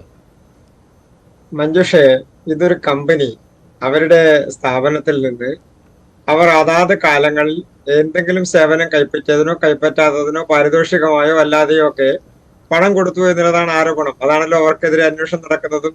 Inter settlement board അതിന്റെ ആ പണം കൊടുത്ത ആളുകളെയോ അല്ലെങ്കിൽ അതിന്റെ കണക്ക് നോക്കുന്ന ആളുകളെയോ ആ സ്ഥാപനത്തിന്റെ പ്രധാനപ്പെട്ട ആളുകളെയോ ഒക്കെ വിസ്തരിച്ചതിന് ശേഷം അവരുടെ വിവരത്തിന്റെ അടിസ്ഥാനത്തിൽ, അവർ നൽകുന്ന വിവരത്തിന്റെ അടിസ്ഥാനത്തിൽ ഞങ്ങൾ എന്തിനു കൊടുത്തു, എപ്പോ കൊടുത്തു, ആർക്ക് കൊടുത്തു എന്ന് പറയുന്നതിന്റെ അടിസ്ഥാനത്തിലാണ് ആ ഇന്റർ സെറ്റിൽമെന്റ് ബോർഡിൽ ഈ കാര്യങ്ങളെല്ലാം വരുന്നത്. അതാണ് അതിന്റെ ഫൈൻഡിങ്. അതിനുശേഷമാണ് ഇപ്പോൾ 210 പ്രകാരമുള്ള അന്വേഷണം നടക്കുന്നത്. എനിക്കിവിടെ ഒറ്റ കാര്യമേ പറയാനുള്ളൂ മഞ്ജുഷേ, ഇത് കേന്ദ്ര ഗവൺമെന്റിന്റെ സുതാര്യമായിട്ടുള്ള അന്വേഷണ ഏജൻസികൾ നടത്തുന്ന ഒരു അന്വേഷണമാണ്. ഇവിടെ ഏത് കാട്ടുകള്ളന്മാർ പണം വാങ്ങിയിട്ടുണ്ടെങ്കിൽ അതിന് കോൺഗ്രസ് എന്നോ UDF എന്നോ LDF എന്നോ അങ്ങനെയൊന്നും ഇല്ല. ആരാണോ കുറെ നാളായി കേൾക്കാൻ തുടങ്ങിയിട്ട് കൃഷ്ണദാസ്, കുറെ നാളായിട്ട് കേൾക്കാൻ തുടങ്ങിയിട്ട്. അല്ല, ആരും ഇല്ലാത്ത അന്വേഷണത്തിൽ അല്ല കണ്ടെത്തുമെന്നാണല്ലോ താങ്കൾ പറയുന്നത്. അതാണല്ലോ പുറത്തു വരികയല്ലേ. നമ്മുടെ നാട്ടിൽ ഒരു ദിവസം കൊണ്ട് ഒരാളെ ശിക്ഷിക്കാൻ കഴിയുമോ? നമ്മുടെ നാട്ടിൽ ജനാധിപത്യ പ്രക്രിയ ഇല്ലേ? അതിനല്ല ഇപ്പോ ഈ ബഹുമാനപ്പെട്ട മുൻ ധനകാര്യ വകുപ്പ് മന്ത്രിക്കെതിരെ ഒരു നോട്ടീസ് കൊടുത്തപ്പോഴത്തേക്ക് അദ്ദേഹം എത്ര തവണ കോടതിയിൽ പോയി, എത്ര തവണ നിരന്തരമായി നമ്മൾ കണ്ടുകൊണ്ടിരിക്കുന്ന മഞ്ജുഷ കണ്ടുകൊണ്ടിരിക്കുന്നതല്ലേ. അപ്പൊ നിയമപരമായി ഇവരെല്ലാം കൂടി ഉണ്ടെന്നും അദ്ദേഹം പറയുന്നുണ്ട്. ഇടിക്ക് മുന്നിൽ പോയി ഉണ്ടല്ലോ, കറക്റ്റ് അല്ലേ? കൃത്യമായ കാര്യമല്ലേ അദ്ദേഹം പറയുന്നത്?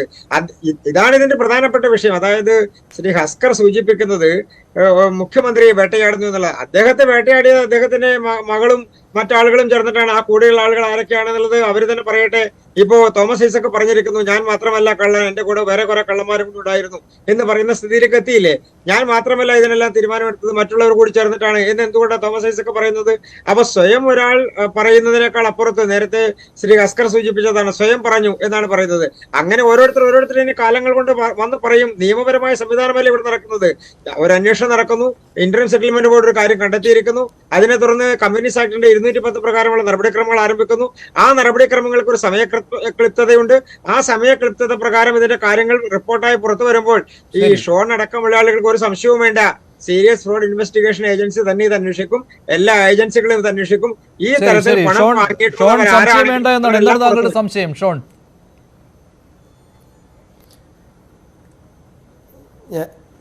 ഞാൻ ആദ്യമായി തന്നെ സാറേ എനിക്കൊരു കാര്യം പറയാനുള്ളത്, കമ്മ്യൂണിസ്റ്റ് പാർട്ടിയെ വേട്ടയാടുന്നത് ഞങ്ങളാരുമല്ല.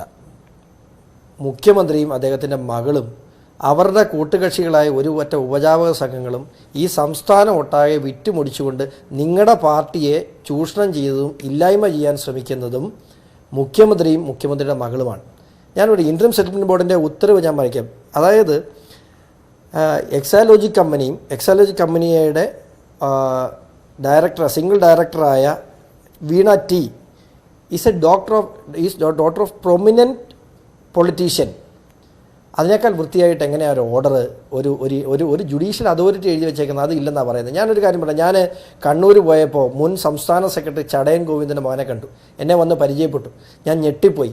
മുഷിഞ്ഞ ഒരു വസ്ത്രം. അദ്ദേഹം ഒരു തൊഴിലാളിയാണ് അവിടെ. ഈ പി ജയരാജൻ്റെ മകൻ, അദ്ദേഹം എങ്ങനെയാണ് ജീവിക്കുന്നത്? അദ്ദേഹം അധ്വാനിച്ച് ജീവിക്കുന്നു. അങ്ങനെ എന്തൊക്കെയായിരുന്നു ഇതിൻ്റെ മുൻ കാലഘട്ടങ്ങളിൽ നൂറുകണക്കിന് രക്തസാക്ഷികൾ ജീവൻ കൊടുത്തുണ്ടാക്കിയ പ്രസ്ഥാനം. ഈ കഴിഞ്ഞ ദിവസം ഒരു മനുഷ്യച്ചങ്ങല നടന്നല്ല. ഞാൻ വളരെ സത്യസന്ധമായി പറയാം, SFI എന്ന് പറയുന്ന പ്രസ്ഥാനത്തോടെ എനിക്ക് ജീവിതത്തിൽ ആദ്യമായിട്ട് ആഭിമുഖ്യം തോന്നി. കാരണം അവർ മുമ്പോട്ട് വെക്കുന്ന ആശയങ്ങൾ, എത്രയോ നല്ല ആശയങ്ങൾ മുമ്പോട്ട് വെച്ച് വളർന്നു വന്നൊരു പ്രസ്ഥാനമാണ് കമ്മ്യൂണിസ്റ്റ് പാർട്ടി. ആ കമ്മ്യൂണിസ്റ്റ് പാർട്ടിയെ എപ്പോഴും ബൂഷ എന്ന് പറയുന്ന ക്യാപിറ്റലിസ്റ്റിനെതിരായിട്ട് നിൽക്കുന്ന ആൾ, ഇന്ന് ഈ സംസ്ഥാനത്തെ ഏറ്റവും വലിയ ക്യാപിറ്റലിസ്റ്റ്, ഏറ്റവും വലിയ ബൂർഷോ എന്ന് പറയുന്നത് മുഖ്യമന്ത്രി പിണറായി വിജയനാണ്. അദ്ദേഹം കാണിക്കും സാറേ, ഏതോ ഒരു സിനിമയ്ക്കകത്ത് പറയുന്നത് ഒന്ന് പൊട്ടിക്കരഞ്ഞിരുന്നെങ്കിൽ എന്ന് പലപ്പോഴും പല സഖാക്കൾക്കും ചാനൽ ചർച്ചയിൽ തോന്നിയിട്ടുണ്ട്. കാരണം ഇന്ന് വന്നിരുന്ന് പാർട്ടിയെ ഡിഫെൻഡ് ചെയ്യുന്നത് മനസാക്ഷി കൊണ്ട്, മനസ്സുകൊണ്ടല്ല ഡിഫെൻഡ് ചെയ്യുന്നത്. അതിനപ്പുറത്തേക്ക് തന്നിൽ ഏൽപ്പിച്ചിട്ടുള്ള ചുമതലകൾ ചാനലുകളിൽ വന്നിരുന്ന് പറയാൻ നിർബന്ധിതരാകുന്ന പാർട്ടി നേതാക്കളെ ഓർത്ത് എനിക്ക് സഹതാപമുണ്ട്. എനിക്ക് വേറൊന്നുമല്ല, ഇത് കമ്മ്യൂണിസ്റ്റ് പാർട്ടിയാണ്. ഇപ്പം മറ്റേത് പാർട്ടിയാട്ടെ, കമ്മ്യൂണിസ്റ്റ് പാർട്ടിയിൽ എന്നും തിരുത്തൽ ശക്തികളാണ് പാർട്ടിയുടെ ശക്തി എന്ന് പറയുന്നത്. ആ തിരുത്തൽ ശക്തികളായി മാറേണ്ട ആളുകൾ വ്യക്തിപൂജയിലേക്ക് പാർട്ടി തരം മാറിയിരിക്കുന്നു. ഇതിനെതിരെ വർത്തമാനം പറയാൻ ആ പാർട്ടിക്കകത്ത് ആളില്ലാതിരിക്കുന്നു. എവിടെ പോയി നിൽക്കും? ഞങ്ങൾ നടത്തുന്ന ഈ പോരാട്ടം, അല്ലെങ്കിൽ ഒരു സമൂഹം നടത്തുന്ന ഈ പോരാട്ടം, അല്ലെങ്കിൽ മാധ്യമപ്രവർത്തകർ ഉൾപ്പെടെ നടത്തുന്ന ഈ പോരാട്ടം നിങ്ങളുടെ പാർട്ടിയെ രക്ഷിക്കുമെന്നുള്ള കാര്യത്തിൽ ഒരു സംശയം വേണ്ട. പക്ഷേ രാഷ്ട്രീയമായിട്ട് ഉന്മൂലനം ചെയ്യാനുള്ള ശ്രമമാണെന്നാണ് ഹസ്കർ ആവർത്തിച്ച് പറയുന്നത്. ഞാനും പറയട്ടെ, ഈ ഇടത് സഹയാത്രികരാണ് ഇപ്പോൾ കൂടുതലായിട്ടും പ്രതിരോധിക്കാൻ വരുന്നത്. താങ്കൾ പറഞ്ഞതുപോലെ ഈ പൊട്ടിക്കരയാൻ തോന്നുന്ന ആളുകൾ വീട്ടിലിരിക്കുകയാണെന്ന് തോന്നുന്നു.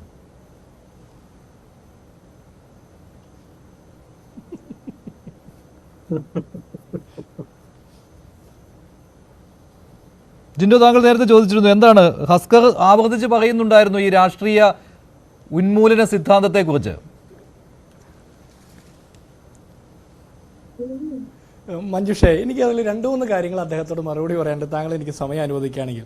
ഒന്ന്, അദ്ദേഹം പറഞ്ഞത് കേരളത്തിൻ്റെ മുഖ്യമന്ത്രിയുടെ മകൾക്ക് ഒരു ജോലിയും ചെയ്യണ്ടേ, പണിയെടുക്കണ്ടേ എന്നൊക്കെയാണ്. ഹസ്കറിനോട് പറയാനുള്ളത്, കേരളത്തിൻ്റെ മുഖ്യമന്ത്രിയുടെ മകളെന്നല്ല, താങ്കളുടെയും എൻ്റെയും അടക്കം കേരളത്തിലെ മുഴുവൻ ആളുകളുടെയും മക്കൾ പണിയെടുക്കണം, ജോലി ചെയ്യണം, പണിയെടുത്ത് തന്നെ ജീവിക്കണം. പണിയെടുക്കാതെ ജീവിക്കരുത്. പണിയെടുക്കാതെ നോക്കുകൂലി വാങ്ങി ജീവിക്കുക എന്ന് പറഞ്ഞാൽ ഇത്രത്തോളം മോശമായിട്ടുള്ളൊരു പരിപാടി വേറെയുണ്ടോ? അതും കമ്മ്യൂണിസ്റ്റ് പാർട്ടിയുടെ, മാർക്സിസ്റ്റ് പാർട്ടിയുടെ നേതാക്കന്മാർ. അപ്പോൾ അങ്ങനെ താങ്കൾ പറഞ്ഞ് അതിനെ ചെയ്ത് വിടരുത്. പണിയെടുത്ത് തന്നെ വീണ വിജയൻ പണം വാങ്ങണം. പണിയെടുക്കാതെ വാങ്ങുന്ന എല്ലാ പണവും അച്ഛന് വേണ്ടിയുള്ള അഴിമതി പണമാണെന്ന് ഞങ്ങൾ പറഞ്ഞുകൊണ്ടേയിരിക്കും. അല്ലെന്ന് തെളിയിക്കാനുള്ള രാഷ്ട്രീയ ബാധ്യത നിങ്ങൾക്കാണ്. രണ്ടാമത്, താങ്കൾ പറഞ്ഞത് രാഷ്ട്രീയ പ്രവർത്തനം നടത്തുന്നതിന് മറ്റാളുകളിൽ നിന്ന് പണം വാങ്ങിയെന്ന്. ഹസ്കർ ഇടത് സഹയാത്രികനാണ്. CPM കേരളത്തിൽ എങ്ങനെയാണ് പ്രവർത്തിക്കുന്നത്?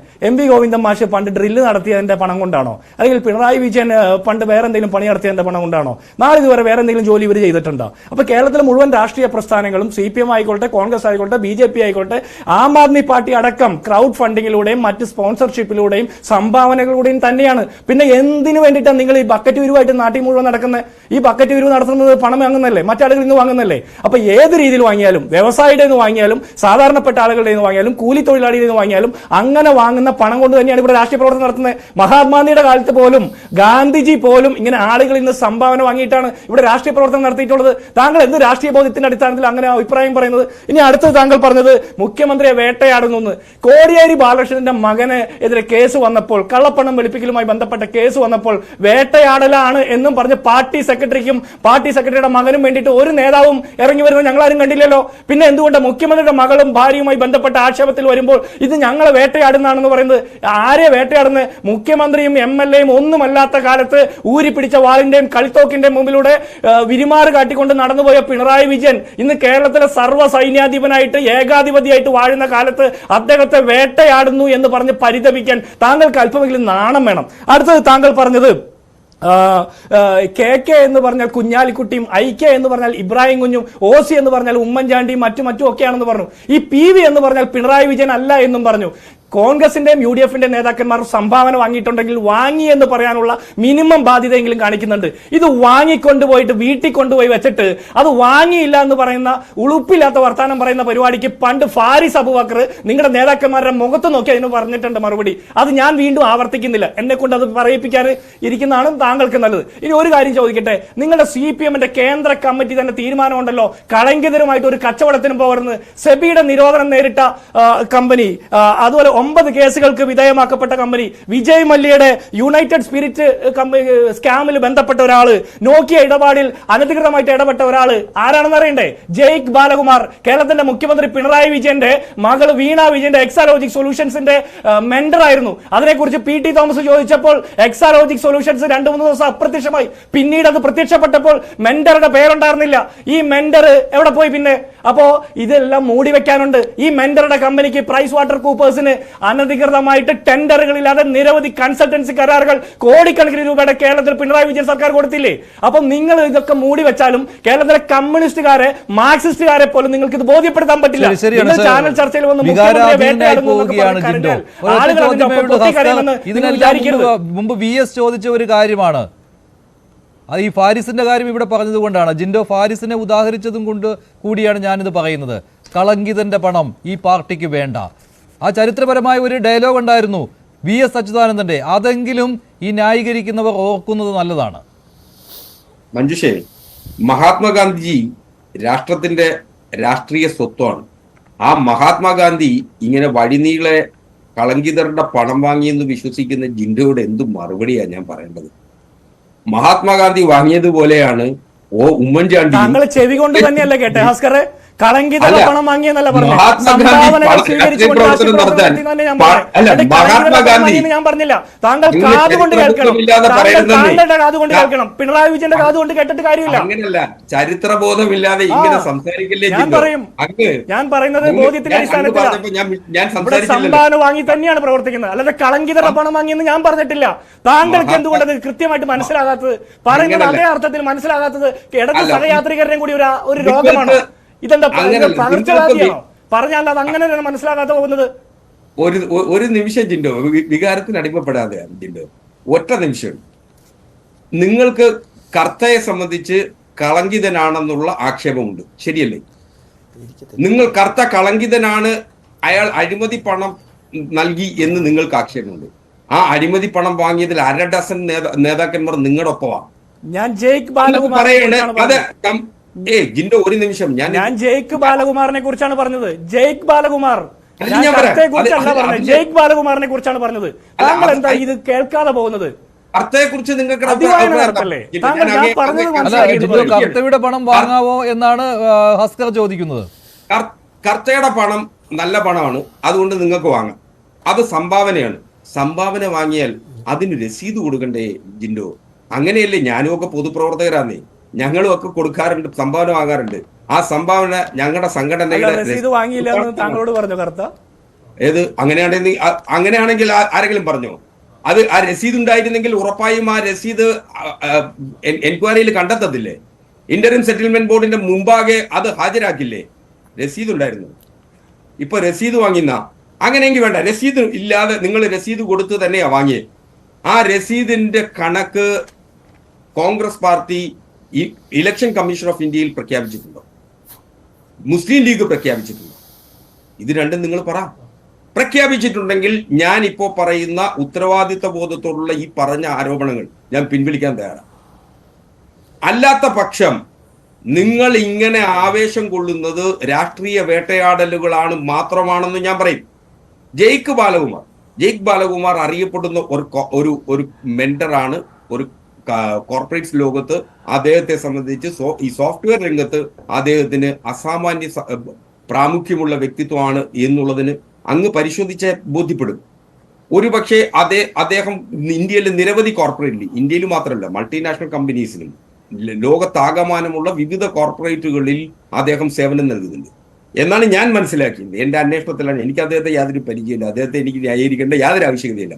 അപ്പൊ സ്വാഭാവികമായും അദ്ദേഹത്തിനെതിരെ അങ്ങനെ പല ആരോപണങ്ങളും സമൂഹത്തിൽ നിലനിൽക്കുന്നുണ്ട്. അതേ പ്രൈസ് വാട്ടർ ഹൗസ് കൂപ്പേഴ്സിന്റെ സ്ഥാപനവുമായി ബന്ധമുണ്ട് എന്ന അർത്ഥത്തിൽ ആരോപണങ്ങളുണ്ട്. അദ്ദേഹം അതിന്റെ സ്ഥാപന അങ്ങനെ ഉള്ള നിരവധി ആരോപണങ്ങൾ അദ്ദേഹത്തിനെതിരെയുണ്ട് എന്നതുകൊണ്ട് അദ്ദേഹത്തിന്റെ സേവനം ഒരു സ്ഥാപനത്തിന്, ഒരു കോർപ്പറേറ്റ് ലോകത്തിന്, പ്രത്യേകിച്ച് സോഫ്റ്റ്വെയർ രംഗത്ത് നിൽക്കുന്ന ഒരു സ്ഥാപനത്തിന് അദ്ദേഹത്തിന്റെ സേവനം വാങ്ങാതിരിക്കണം എന്ന് ഏതെങ്കിലും തരത്തിൽ അലിഖിതമായി പറയാൻ കഴിയും. അങ്ങനെയല്ല അതിനെ കാണേണ്ടത്. ഞാനൊരു സ്ഥാപനം സോഫ്റ്റ്വെയർ രംഗത്ത് തുടങ്ങിയാൽ എനിക്ക് അദ്ദേഹത്തിന്റെ സേവനം ലഭിക്കുമെങ്കിൽ, എന്റെ സ്ഥാപനത്തിന് അത് ഗുണകരമാകുമെങ്കിൽ നിശ്ചയമായും ഞാൻ അദ്ദേഹത്തിന്റെ സേവനം ലഭിക്കുന്നതിന് വേണ്ടിയിട്ടുള്ള മാർഗങ്ങൾ അറിയും. അദ്ദേഹം എനിക്ക് സേവനം നൽകുന്നു എന്നുള്ളത് CMRL കമ്പനിക്ക് എക്സാലോജിക്കിന്റെ സേവനം കിട്ടിയേ തീരൂ എന്നൊന്നും ഇല്ലായിരുന്നു. ഈ ടാലിയും MS ഓഫീസും ഒക്കെയാണ് സേവനമെങ്കിൽ അതിന് 1.72 കോടി രൂപയുടെ ആവശ്യവുമില്ലായിരുന്നു. ഞാൻ ഷോണിലേക്ക് പോവുകയാണ്. ഷോൺ, ഇതിപ്പോൾ പലരിലേക്കും അന്വേഷണം പോകേണ്ടി വരുമല്ലോ ഇല്ലേ? താങ്കൾ ഒന്നിനെയും ഒഴിവാക്കി നിർത്തിയിട്ടില്ലല്ലോ ഈ അന്വേഷണം വേണമെന്നുള്ള ആവശ്യത്തിൽ. ഈ ജിൻഡോ പറഞ്ഞ നേതാക്കളെ കുറിച്ചും ഇപ്പോൾ ഹസ്കർ പറയുന്നു അവിടെ റെസിപ്റ്റ് ഇല്ലാതെയാണ് പണം വാങ്ങിച്ചത് മറ്റു നേതാക്കൾ, കോൺഗ്രസ് ലീഗ് നേതാക്കളിൽ നിന്ന്. അതിലും താങ്കൾ അന്വേഷണം തന്നെയാണല്ലോ ആവശ്യപ്പെടുന്നത്.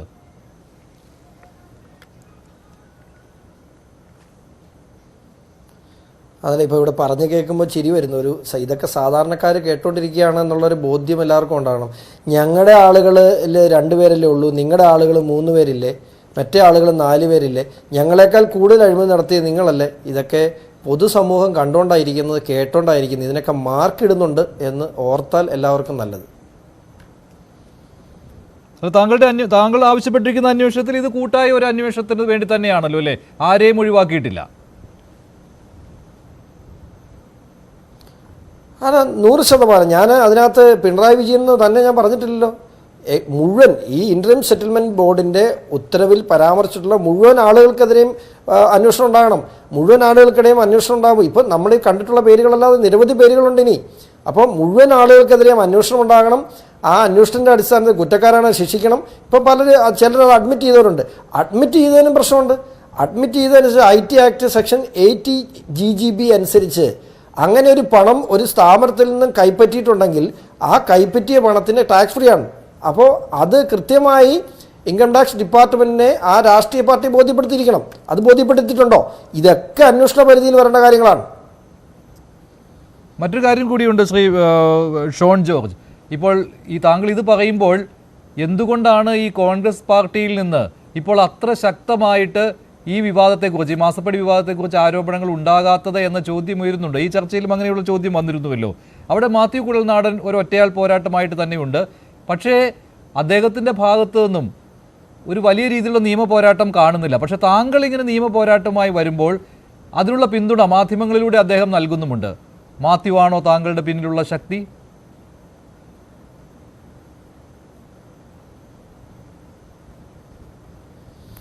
വളരെ സത്യസന്ധമായി പറയട്ടെ, എൻ്റെ പിന്നിൽ ഒരു ശക്തിയില്ല. എനിക്ക് എൻ്റെ ഏറ്റവും വലിയ വിശ്വാസം അരിയുത്ര വലിയച്ഛനാണ്. ആ വലിയച്ഛൻ്റെ നാമത്തിൽ ഞാൻ പറയുന്നു, എൻ്റെ പിന്നിൽ മറ്റൊരു ശക്തികളുമില്ല. എൻ്റെ മുമ്പിൽ കിട്ടിയ ഒരു വിഷയം, ആ വിഷയത്തിൽ കൃത്യമായി അഴിമതി നടന്നിട്ടുണ്ടോ എന്ന് എനിക്ക് ബോധ്യത്തിൻ്റെ അടിസ്ഥാനത്തിൽ എന്നോട് പല മാധ്യമം ഇന്ന് ഈ ചർച്ച കയറുന്നതിന് മുമ്പ് ഒന്ന് കുഴപ്പമൊന്നും ഇല്ലല്ലോ അല്ലേന്ന്. അപ്പോൾ ഞാൻ ആർക്കെതിരെ പറയുന്നോ ആ മുഖ്യമന്ത്രിക്ക് ഈ പൊതുസമൂഹം ഇടുന്ന വില എന്താണ്? എനിക്ക് കുഴപ്പമൊന്നും ഇല്ലല്ലോ.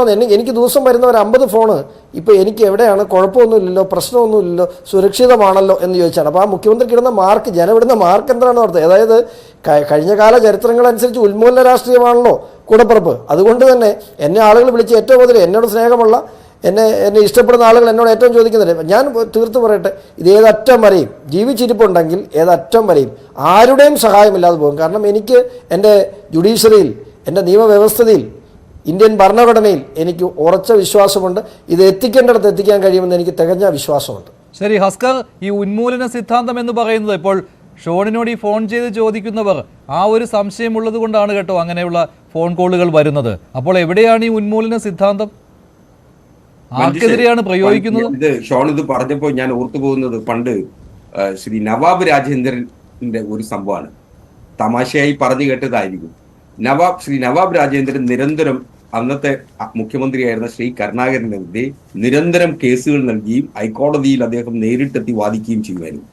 ശ്രീ നവാബ് രാജേന്ദ്രന് ഒന്നും സംഭവിക്കാതിരിക്കുന്നതിന് വേണ്ടി 2 രഹസ്യ പോലീസിനെ അദ്ദേഹത്തിനോടൊപ്പം അന്ന് കരുണാകരൻ നിയോഗിച്ചിരുന്നു എന്നൊരു തമാശ കഥ പോലെ കേട്ടിട്ടുണ്ട്. വസ്തുത എന്താണെന്ന് എനിക്കറിയില്ല. അപ്പോ ശ്രീ ഷോണിനൊന്നും സംഭവിക്കാതിരിക്കുക എന്നുള്ളത് പിണറായി വിജയന്റെയും അതുപോലെ CPM-ന്റെ ഉത്തരവാദിത്വമാണ്. അങ്ങനെ ആളുകളെ കൊല്ലുന്ന പാർട്ടി എന്നല്ലേ. ഷോണിനോട് ഞങ്ങൾക്ക് അങ്ങനെ വിരോധമൊന്നുമില്ല. അപ്പോ ഷോൺ സുരക്ഷിതനായിരിക്കേണ്ടത് അന്നത്തെ നവാബ് രാജേന്ദ്രന്റെ ആ കഥയോട് ഉപമിച്ചാൽ, അല്ലെങ്കിൽ ആ സാഹചര്യത്തോട് ഉപമിച്ചാൽ ഇന്ന് പിണറായി വിജയന്റെ കൂടി ആവശ്യമാണ്. അത് മാത്രമല്ല, കേരളത്തിലെ ഓരോരുത്തരും സുരക്ഷിതമായി ഇരിക്കേണ്ടത് ആഭ്യന്തരമന്ത്രി എന്ന നിലയിൽ അദ്ദേഹത്തിന്റെ ഉത്തരവാദിത്തമാണ്. അപ്പോ നിങ്ങളൊക്കെ സുരക്ഷിതരായി ഇരിക്കുകയും ഞാനടക്കമുള്ള കേരളത്തിലെ പൗരന്മാർ സുരക്ഷിതരായി ഇരിക്കുകയും ആ ഒരു ഗ്യാരണ്ടി ഒത്തിരി ആളുകൾക്ക്, ഞാനുമായിട്ട് ബന്ധപ്പെട്ട ഒത്തിരി ആളുകൾക്ക് ഒരു ആശ്വാസമാണ്. സാറ് പറഞ്ഞ ഇപ്പോൾ ഒരു ഗ്യാരണ്ടി, ഇപ്പോൾ അത് സാറ് പറഞ്ഞതിൽ എടുത്തു പറഞ്ഞൊരു കാര്യമുണ്ട്. ഇപ്പോൾ ഷോൺ സുരക്ഷിതമായി ഇരിക്കേണ്ട ഉത്തരവാദിത്വം മുഖ്യമന്ത്രിയുടെ. പ്രത്യേകം നന്ദി പറയുന്നു. എന്ന നിലയിൽ അങ്ങേക്ക് ആയുരാരോഗ്യം ഉണ്ടാവേണ്ടത് എന്റെ കൂടി ആഗ്രഹമാണ്. അതുകൊണ്ട് അങ്ങേക്ക് അത് തന്നെ ഉണ്ടാവണം എന്ന് തന്നെയാണ് എന്റെ ആഗ്രഹം. ഷോണിനിപ്പോൾ ഒരു ആക്സിഡന്റ് സംഭവിച്ചിട്ടുണ്ട്. ഷോൺ ആരോഗ്യവാനായിരിക്കുന്നല്ലോ അല്ലേ?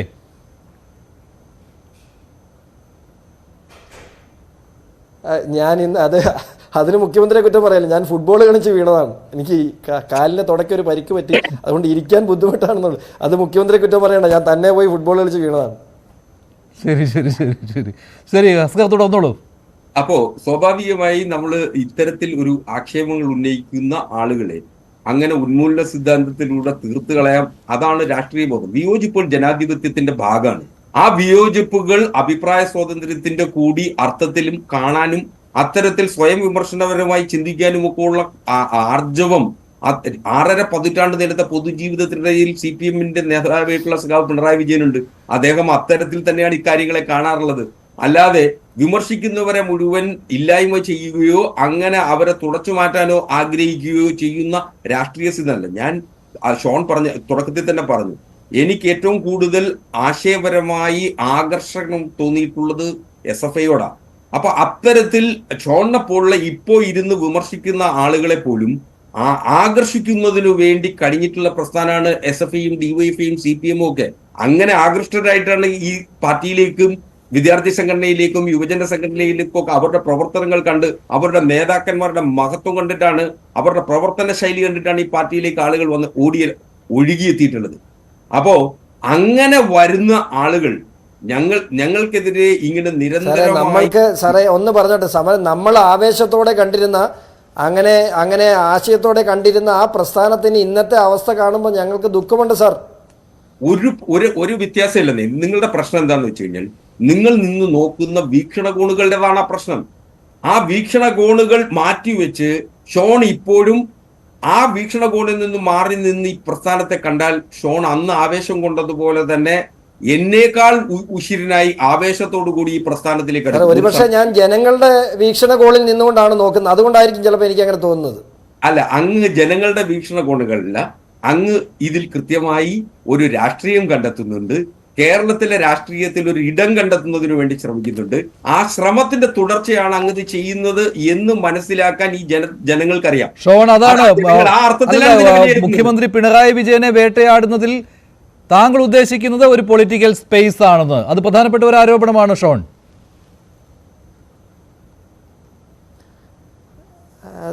തീർച്ചയായിട്ടും അങ്ങനെയാണ് എനിക്ക് ഇനി ഒരു സ്പേസ് കിട്ടുന്നതെങ്കിൽ കേരള സംസ്ഥാനത്തെ ഇനി ആയിരക്കണക്കിന് പരാതികളായിരിക്കുമല്ലോ മുഖ്യമന്ത്രിക്കെതിരെ വരാൻ പോകുന്നത്.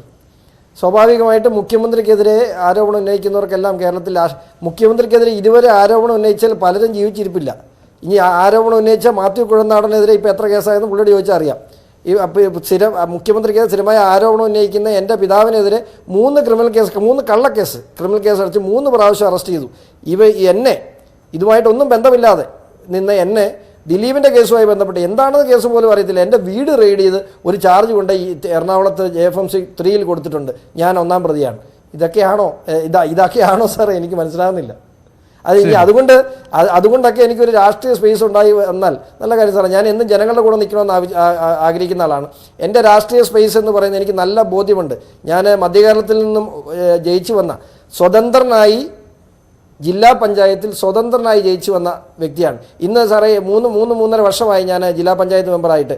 എൻ്റെ ഡിവിഷനിലെ ഏതെങ്കിലും 7 പഞ്ചായത്തുകളുണ്ട്, 7 പഞ്ചായത്തിൽ ഏതെങ്കിലും ഒരു വ്യക്തിയെ കൊണ്ട് എൻ്റെ രാഷ്ട്രീയപരമായി എന്നെ എതിർക്കുന്ന സഖാക്കന്മാരുൾപ്പെടെ അവരോട് ആരോടെങ്കിലും എന്നെ വ്യക്തിപരമായി എൻ്റെ പ്രവർത്തനത്തിൽ എന്തെങ്കിലും ഒരു കുറ്റമോ കുറവോ കണ്ടെത്താൻ കഴിയും എന്ന് ഞാൻ വിശ്വസിക്കുന്നില്ല. കുറ്റം വേണേൽ പറയാതിരിക്കാം, പക്ഷേ പൊതുസമൂഹം എൻ്റെ കൂടെ ഉണ്ട്. നല്ല ബോധ്യത്തിൻ്റെ അടിസ്ഥാനത്തിലാണ് ഇത്ര കാര്യം. ഞാൻ നല്ല ഒന്നാന്തര കർഷകനുമാണ്. ഞാൻ നല്ല വൃത്തിയായിട്ട് പണി ചെയ്ത് കൃഷി ചെയ്ത് ജീവിക്കുന്ന ഒരാളാണ്.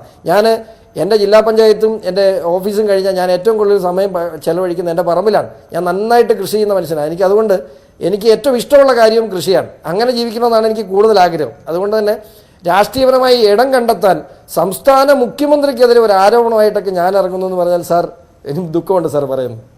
ശരി, ശ്രീ കൃഷ്ണദാസ്, ഈ ഷോണിന്റെ പോരാട്ടത്തിന് ഈ കേന്ദ്ര ഏജൻസികൾ വിഘാതമാകുമോ? അഡ്ജസ്റ്റ്മെന്റ് ഉണ്ടാകരുത് എന്നാണ്. ഷോണിന്റെ പോരാട്ടം തുടങ്ങുന്നത് കേന്ദ്ര ഏജൻസിയിൽ നിന്നാണ്. ഷോണിന്റെ പോരാട്ടം അവസാനിക്കുന്നത് കേന്ദ്ര ഏജൻസിയിലായിരിക്കും. കേന്ദ്ര ഏജൻസിയുടെ ശക്തി കൊണ്ടല്ലേ ഈ റിപ്പോർട്ടുകളെല്ലാം പുറത്തു വരുന്നത്. കോൺഗ്രസിന്റെ ഭരണകാലഘട്ടത്തിലാണ് ഇതിൽ ചിന്തിക്കാൻ പറ്റുമോ ഇത്തരത്തിലുള്ള റിപ്പോർട്ടുകൾ പുറത്തു വരുന്നതോ, ഏതെങ്കിലും കമ്പനീസ് ആക്ട് പ്രകാരം നടപടിയെടുക്കുന്നതോ, അതിന്റെ തുടർ നടപടികൾ ഉണ്ടാകുന്നതോ? അതാണ് ഞാൻ പറഞ്ഞത്. എനിക്ക് സംശയമുണ്ട് കൃഷ്ണദാസ്. വീണ്ടും വീണ്ടും പരാതിയായിട്ട് ഷോൺ പോകുന്നത് കൊണ്ടാണ് ഓരോ റിപ്പോർട്ടും വെളിയിൽ വരുന്നത്. അല്ല, അതാ ഞാൻ അവിടെ അന്വേഷണം അവിടെ മൂടി വെച്ചേനെ, അവിടെ കിടന്നതിന് അന്വേഷണം. അല്ലല്ല, അങ്ങനെയല്ല. അതാ ഞാൻ തുടക്കത്തിൽ തന്നെ സൂചിപ്പിച്ചത്. ഷോണിന്റെ കേസിനകത്ത് ഷോൺ ഉപഹർജി കൊടുത്തിരിക്കുന്നത് 212 പ്രകാരമുള്ള നടപടി. അത് 210 നടപടി പൂർത്തിയാക്കുമ്പോഴേ വരും. അത് ഷോണിന് കൃത്യമായിട്ട് അറിയാവുന്ന കാര്യങ്ങളാണ്. അദ്ദേഹം കൊടുത്തിരിക്കുന്ന ഹർജി കുറച്ചുകൂടി മുൻപിൽ കൊടുത്തു എന്ന് മാത്രമേ ഉള്ളൂ. 210 സെക്ഷൻ പ്രകാരമുള്ള കമ്പനീസ് ആക്ടിലെ നടപടികളുടെ തുടർച്ചയാണ് 212 എന്ന് പറയുന്നത്. 210 റിപ്പോർട്ട് വരുമ്പോൾ 212 കടക്കും. അത് അദ്ദേഹത്തിന്റെ ഹർജി അതിന് ഗുണകരമാകുമെങ്കിൽ അത് നല്ല കാര്യം തന്നെയാണ്. അതിൽ യാതൊരു തെറ്റും കാണേണ്ടതില്ല. പക്ഷെ അതേസമയം തന്നെ കേന്ദ്ര ഏജൻസികൾ നടത്തുന്ന അന്വേഷണത്തിൽ ഒരു വിട്ടുവീഴ്ചയും ഇല്ല എന്നുള്ളത് കൊണ്ടാണല്ലോ ഈ യാഥാർത്ഥ്യങ്ങളെല്ലാം പുറത്തു വരുന്നത്. അതിൽ ഐയും ഇല്ല, പിയും ഇല്ല, PVയും ഇല്ല, KKയും ഇല്ല, ആരുമില്ല. അതിൽ കൃത്യമായി റിപ്പോർട്ടുകൾ പുറത്തു വരുന്നു. ആ റിപ്പോർട്ടുകളുടെ അടിസ്ഥാനത്തിൽ അന്വേഷണം നടക്കുന്നു. തുടർ നടപടികൾ സ്വീകരിക്കുന്നു. തുടർ നടപടി സ്വീകരിച്ചില്ല എന്നൊരു കേസ് ഷോണിന് ഇല്ലല്ലോ. 210 മുൻപ് 210 കാക്കേണ്ടതില്ല എന്നേ അദ്ദേഹം പറഞ്ഞിട്ടുള്ളൂ. 210 കഴിഞ്ഞിട്ടാണ് 212 പോവുക സെക്ഷൻ നടപടി പ്രകാരം. ആ നടപടി വരുമ്പോൾ സീരിയസ് ഫ്രോഡ് ഇൻവെസ്റ്റിഗേഷൻ ഏജൻസി തന്നെ ഇതിന്റെ നടപടികളുമായി മുന്നോട്ട് പോകും. അദ്ദേഹത്തിന്റെ കേസ് അതിന് ഗുണകരമാകും എന്നുള്ള കാര്യം. ജിൻഡോ, അവസാനമായിട്ട് ഷോണിന്റെ ഈ പോരാട്ടമുണ്ടല്ലോ, ഈ അന്വേഷണത്തിന് വേണ്ടിയുള്ള ഈ ആവശ്യം, അതിലെല്ലാവരും ഉൾപ്പെടുന്നുണ്ട്. നിങ്ങളുടെ നേതാക്കളും അതിൽ ഉൾപ്പെടുന്നുണ്ട്.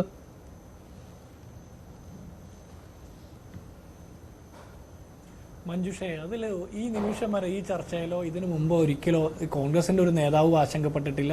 ഈ ചർച്ചയിൽ ഞാൻ ഒരു നിമിഷം പോലും അതിനെ എതിർത്തിട്ടുമില്ല. കോൺഗ്രസിന്റെ നേതാക്കന്മാരും അങ്ങനെ സ്വീകരിച്ചിട്ടുണ്ടെങ്കിൽ അതും അന്വേഷിക്കട്ടെ. ഞങ്ങൾക്ക് ഒരു പരാതിയുമില്ലല്ലോ. ഞങ്ങളെ തകർക്കാൻ നോക്കുന്നതാണ്, രാഷ്ട്രീയമായ വേട്ടയാടലാണെന്ന് ഞങ്ങൾ പറഞ്ഞോ? ഇല്ലല്ലോ. ഇത് പറയുന്ന ആളുകളാണ് ഭയക്കുന്നത്. ഞങ്ങൾക്കൊരു ഭയമില്ല. മടിയിൽ കനമില്ല എന്നൊക്കെ പറഞ്ഞുകൊണ്ട് നടക്കുന്ന ആളുകൾ കമ്പനി പൂട്ടി ഓടിക്കളയാണ് അന്വേഷണം വരുമ്പോൾ. ആരെങ്കിലും അതിനെക്കുറിച്ച് ചോദിക്കുമ്പോൾ മെന്ററെ മാറ്റുന്നു, ക്ലയന്റ് ലിസ്റ്റ് മാറ്റുന്നു, ഇതൊക്കെ ചെയ്യുന്നു. എന്നിട്ട് അസ്കറെ പോലുള്ള ആളുകൾ പറയാണ് അദ്ദേഹം മിടുക്കനാണ്, ജയ്ക്ക് ബാലകുമാർ മെന്റർ മിടുക്കനാണെന്ന്. ഈ മിടുക്കനെ കുറിച്ചിട്ടാണ് CPMന്റെ കേന്ദ്ര കമ്മിറ്റി പറഞ്ഞത് കളങ്കിത വ്യക്തിത്വമാണ്, ഇദ്ദേഹമായിട്ട് ഒരു കച്ചവടവും പാടില്ല എന്ന്. എന്നിട്ട് ഇദ്ദേഹത്തിന്റെ സേവനം വാങ്ങുക കേരള സർക്കാർ ടെൻഡർ പോലും ഇല്ലാതെ കൺസൾട്ടൻസി കരാർ കൊടുത്ത് മുഖ്യമന്ത്രിയുടെ മകള് അവരെ മെന്ററാക്കി വെക്കുന്നു. എന്നിട്ട് ആക്ഷേപം വരുമ്പോൾ ഈ മെന്ററെ പെട്ടെന്ന് അപ്രത്യക്ഷമാക്കുക.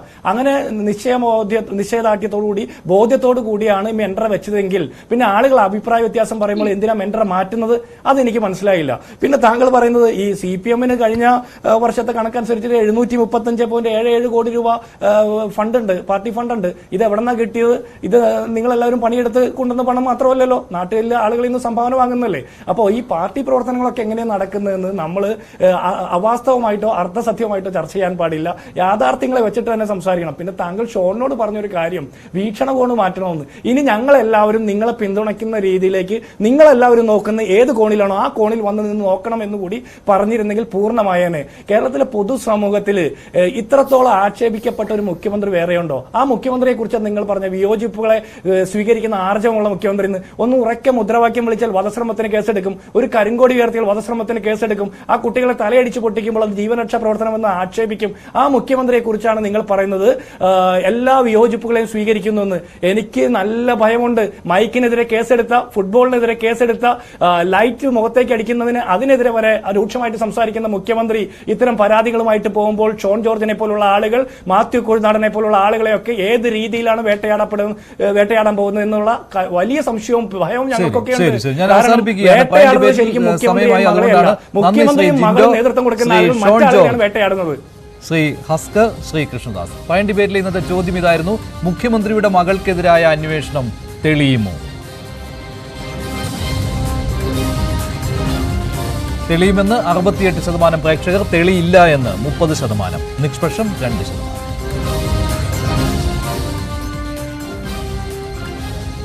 ഫൈൻ ഡിബേറ്റ് അവസാനിക്കുന്നു. നന്ദി.